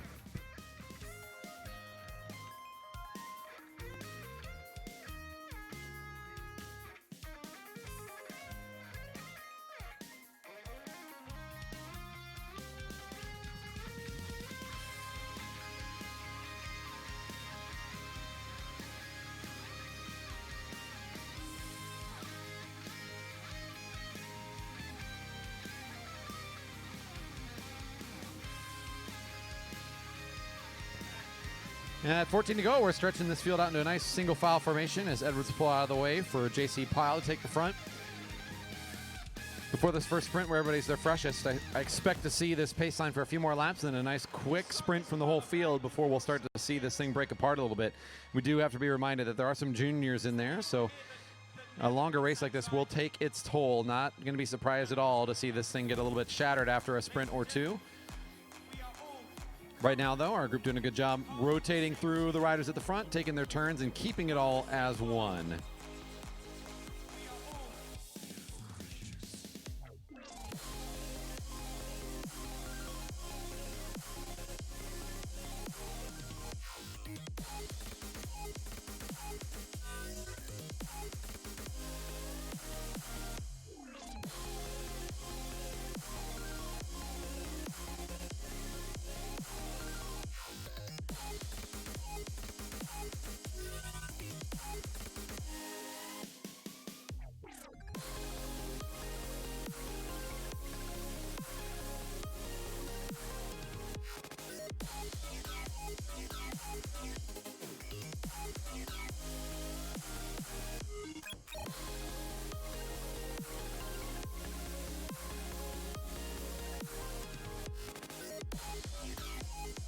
coming into the Bell lap here, so riders starting to get themselves, their mind is now thinking ahead to where they're going to be in this field. At the bell will be ringing here shortly for our first points of the race. Carol Johnson at the front, looking over the shoulder, waiting for somebody to maybe take the front from her. All tied up right now. We're going to see who's coming to the top of this one after this first sprint. Joe Spranger finds himself at the front. Becca Book will kind of slide into the middle there, and as soon as she sees daylight, she'll go ahead and put down a lot of power on the pedals and start to pull away from this field. JC Pyle feeling like this is a good move to try to match the disadvantage of the smaller gearing. You can see him spinning those things like crazy trying to keep up, and he's doing a good job of it, getting away from this field. All things being told, he's got a good amount of mobility when you got that kind of gearing, so responds quickly enough to get 3, while Becca Book will pick up the 5 on this nice move. 2 points for Spranger and 1 for Fowler.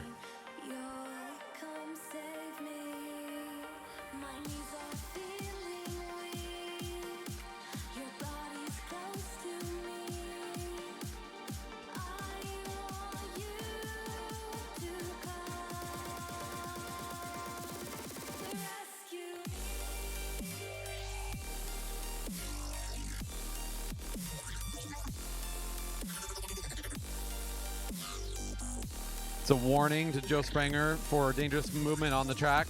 Just a warning for a dangerous move on the track for who's wearing bib number 5 tonight. Moving up track there, so we'll keep an eye on that. Currently, our leader is Becca Book in the orange. She's slightly off the front right now, so she leads the position and in points after the first sprint. Starting to close down that distance, though, is Becca Kawoka in the all-white with Amar Edwards in the blue.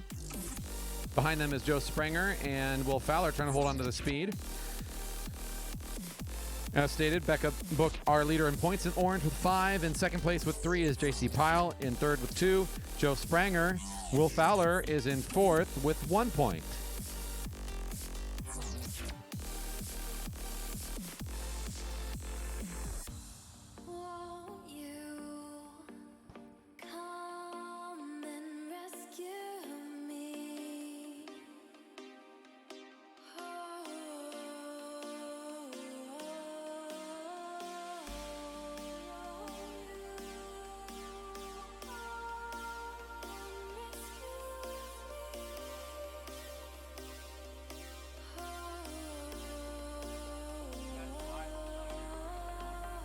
Seven to go. Our front group of 3 is Edwards, Book, and Kawoka. They are just now coming under the Greg Cycle sign in turn 2 with Spranger and Fowler trying to catch back on. Spranger in the all blue kit with Fowler right behind him. The rider with the most number of points is still Becca Book, who's off the front with that group of 3. As long as she stays up there, she's going to continue to accumulate points, but it's now going to be Kawoka and Edwards, who are without points yet. We're going to start looking to pick up some in the next couple of sprints. Points next lap.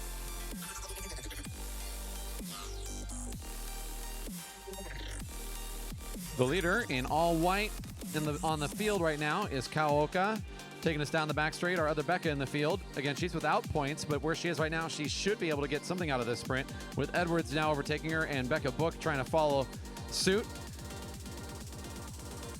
Becca's got another bit of speed here and a nice sprint for her. No problem coming over the top to the line to try to find 5. Edwards is going to cruise for 3 while Kawoka is positioned for 2 points. Book for 5. Edwards 3. Kawoka 2. And Spranger will get another point out of that one. Our leader is Becca Book with 10 points. After that, I have Edwards and Pyle tied with, and also Spranger tied with 3 points apiece. That's currently good for second place between 3 riders. After that, it's Becca Kawoka with 2 and Will Fowler with 1.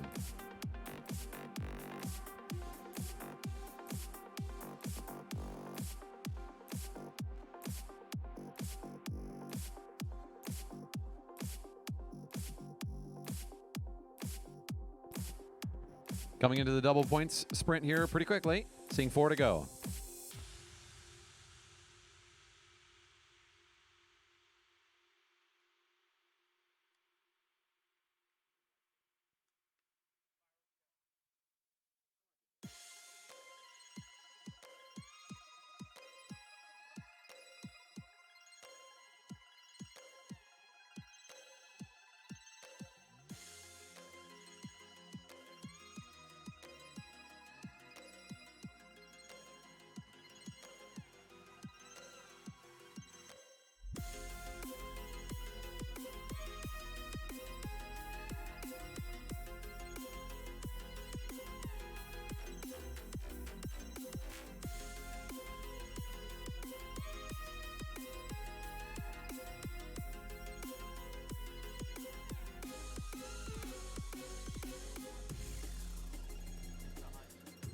Our group of 3 here coming out of turn 4 is the front of the race. Again, Edwards, Book, and Kawoka have gotten themselves away from everybody else, and they have formed to the lead of the race together at 2 to go. Next rider behind them is now Spranger, trying to get a bit closer.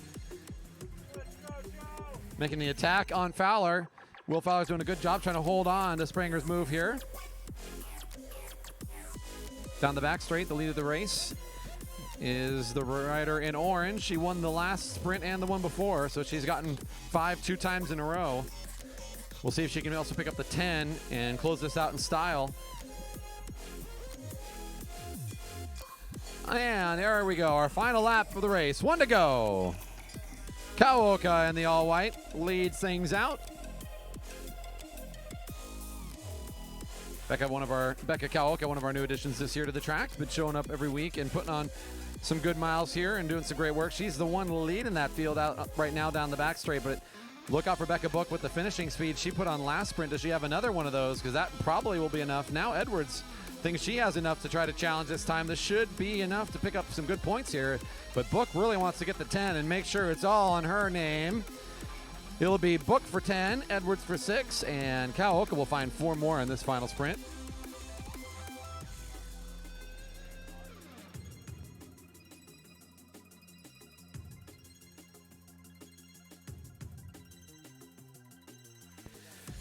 And Spranger manages to pick up 2 in the sprint.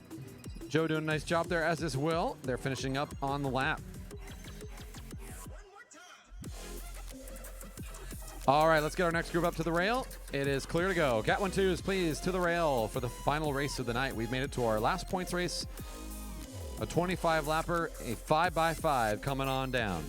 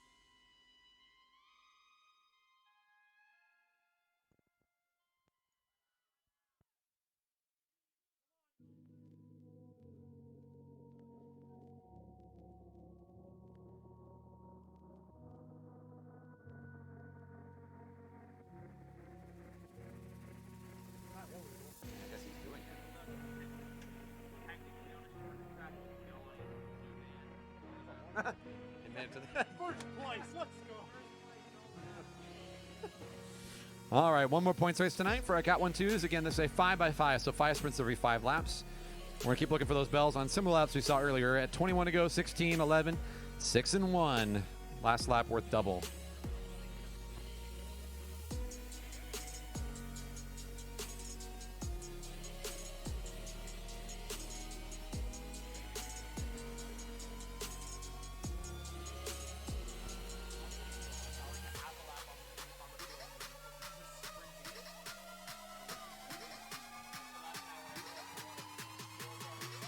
Racing underway.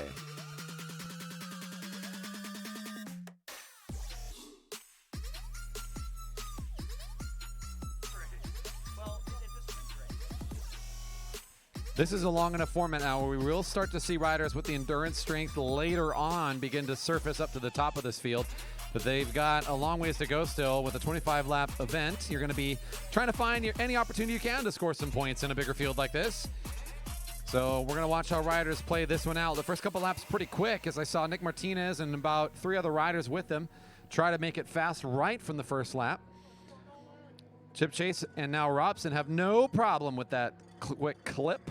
They're going to try to keep it moving here at the first couple of laps.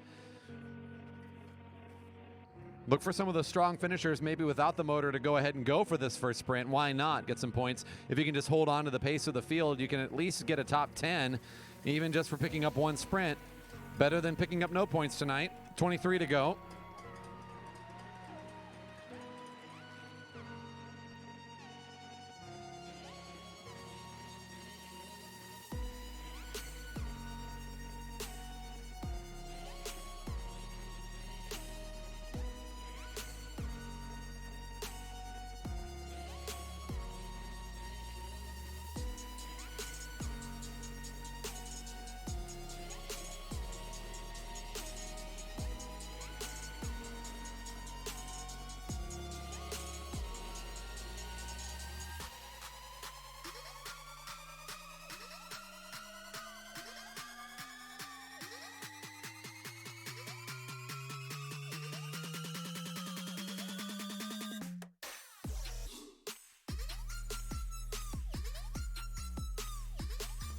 Yeah, it's wild. 21 to go and points next lap. 3 riders off the front. That's Vern Cole leading things out. Scad Racing's Kaiser there in the second wheel position with Ludo Max in the third. Now I'm in the middle of that field in the blue.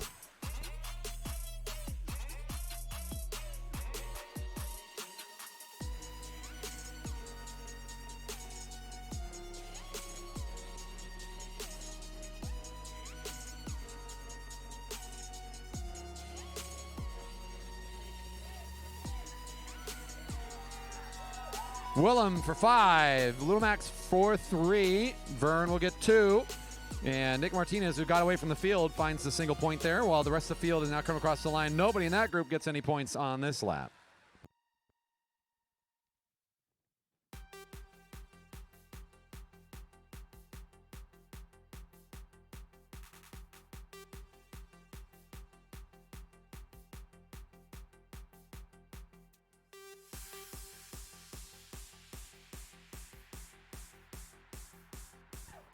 So here we go. This is fun. We got a group of 3. They're going to be working together.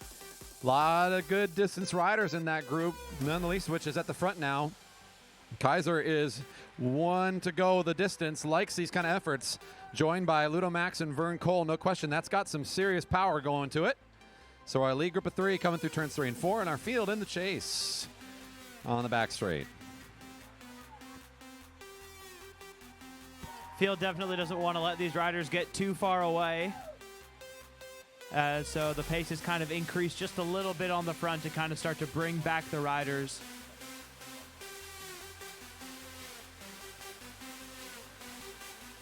Around 150-meter gap right now, I'd say. Yeah, right around this point is actually pretty critical. If you let it go much further than this, then you get on the opposite straight, and it's harder to see the group. Not that you can't ever see the group at the Velodrome, but 200 meters is a lot different than 150, at least around here.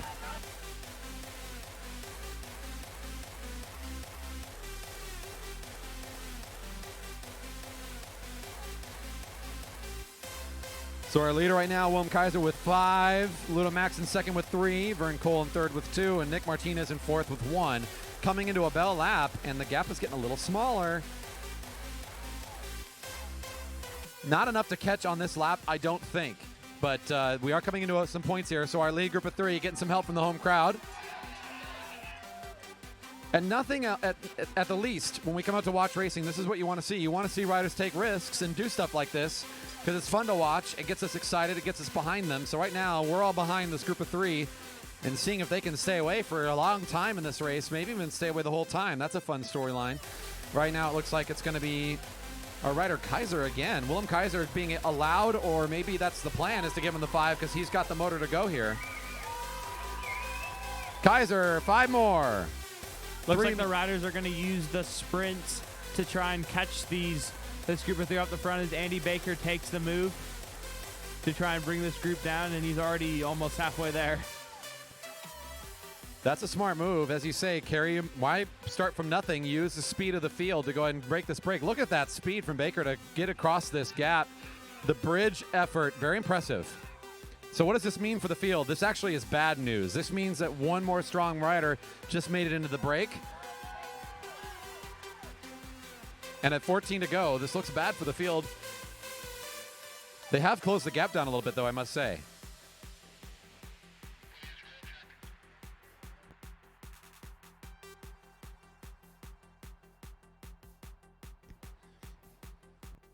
Just a word of caution in terms of hanging over the rail. We know you're having a good time. Just a warning from our officials to be a little bit mindful of that. Thank you very much. Cowbells and voices as much as you want. Let them know that you're here supporting Willem. We know you're here excited to do that because this group of four is doing a great job getting away from this group. Our unofficial race leader right now is Willem Kaiser with 10. In second place is a tie between Ludo Max and Vern Cole, both with 5 apiece.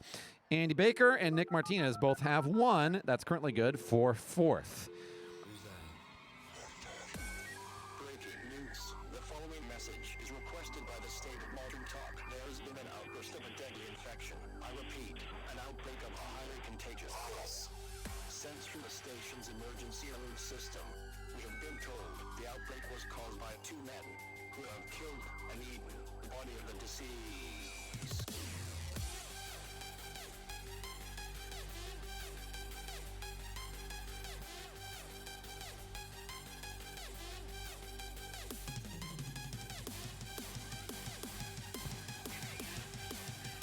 Kenny Williams now trying to break and bridge this gap as the sprint is coming.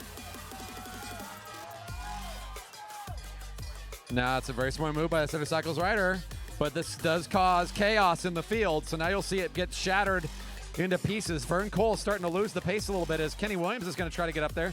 Andy Baker has really changed the speed of this front group to the point where it's going to be desperation mode for the rest of this field, but look at this move. Let's bridge on up and get some points as Kenny Williams is just going to come sliding downhill for this one. Andy Baker, though, still in a good spot. Williams 5, Baker 3, Kaiser 2, Ludo Max 1.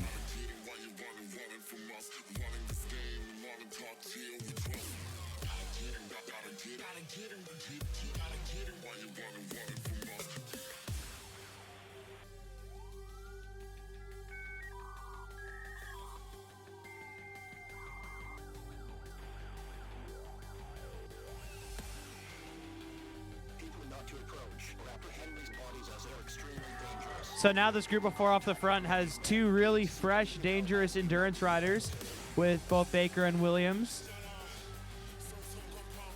However, this other group of 4, led by Robson, is about to close and make this a group of 8 off the front.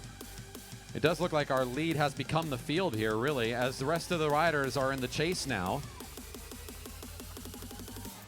So this is kind of like that test of who's got what it takes tonight. Who can make it to us? If you can make it to us, then you can race this race. If you can't make it up here, too bad. You ain't getting no points tonight. They're joined by, as you say, Robson. I see Miller, Carlberg, and Chip Chase.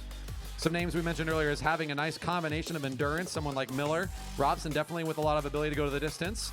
Carlberg doing the work to get on somebody's wheel to get up there as well. Playing it very smart. He knows he needs to be up here to get some points. He doesn't have any yet. And this is an important race for him as he's trying to stay on top of this Omnium competition as the leader of Jersey. 2 sprints remain. Our unofficial race leader is Willem Kaiser with 12 points. In second place with 6 is Ludo Max. In third with 5 is Kenny Williams, tied with Vern Cole with 5 as well. Andy Baker has 4 points. And after that, I got Nick Martinez with 1.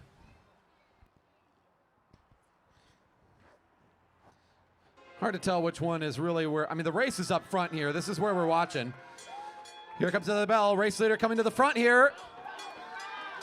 Carlberg doesn't have points yet, so he's going to try to make a move now himself. Bib number 2 in the leader's jersey says, I'm tired of not being out here at the front.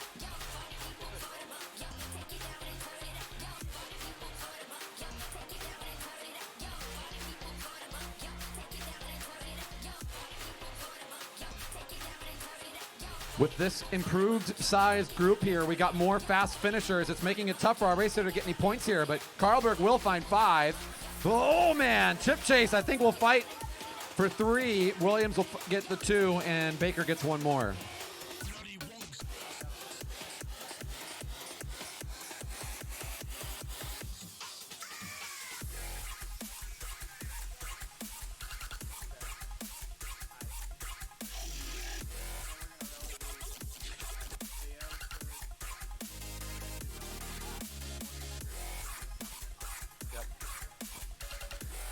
I now have Kaiser still as our leader with 12. In second is Kenny Williams with 7. In third is Ludomax with 6. In a tie for fourth with 5 apiece is Andrew Baker, Andrew Carlberg, and Vern Cole. Chip Chase has 3, and Martinez has 1.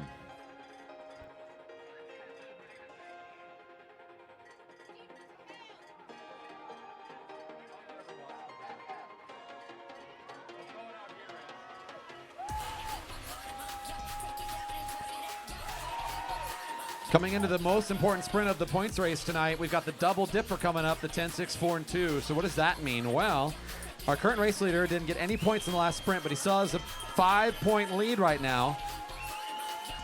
So he needs to try to get in on this action on the next sprint. It's going to be awfully hard, though, as our race leader sees the field underneath him really starting to accelerate. Baker pushing it at the front. Man, I like this crowd. This is fun. Yeah. Can you guys come every week? 2 to go! 2 to go! Chip Chase for Liquid Velos, making some noise at the front himself, trying to get away from this thing. He says, man, they're still going quick. I can't get away from them. Mike Rogers now, or Robson, excuse me, coming to the front in the all-black, bib 30. Race leader Kaiser has a really good wheel right now following Andy Baker. As you know, Andy will want to go up to the front to try and get that max 10 points. It's going to be a tall order, though, as they're coming up to top speed. The drag race is on here, starting at the finish line. 1 to go! 1 to go! You can't not cheer for him. I know, right? 1 to go, guys. 1 to go. Watching down the back straight where the race is really going to happen. Kenny Williams is in a perfect position, but so is Andrew Carlberg to try and get 10 more. So is Andy Baker. The rider down the middle with the blue, with the white helmet is Kenny Williams. Here comes the leader's jersey of Carlberg trying to find 10 more, and this is totally calling his name right now. 10 points for Carlberg, 6 for Baker. What an acceleration for him. I think Carlberg won that. He has 15, That'll put Carlberg at 15 points. which is the most, I think, because Baker got 6. I don't think he can get up there. And I think from winning the last 2 sprints, unofficially, Carlberg will be the winner with 15 points total. That should do it by just a few points. I think our previous race leader, Kaiser, will still come out in second place overall with 12. Just goes to show how important that last sprint is. Indeed. Makes a huge difference. Good race for our Cat 1-2s.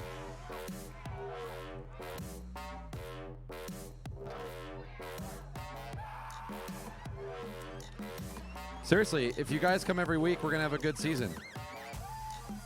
I'm not talking to the athletes right now. I'm talking to the spectators down here. All right. And with that, folks, we are closing shop. That was the last race of our evening. We are all wrapping up now. We're not going to close the beverage garden right away. So if you want to hang out with us and help raise some money for the Velodrome and celebrate tonight, we'd be happy to have you over there. If you're on the live stream, thanks for tuning in again for another session of Friday Night Racing. We are so glad and proud to be able to put on this great service here every single week. If you want to find out more about our service here that we do in our community, including our classes and our education programs that we do, all of our racing can be found online at velodrome.org. And once again, thank you to our spectators for joining us. You really make tonight and every one of our nights special for our riders and for me to be up here. And we really appreciate you coming out on a Friday night.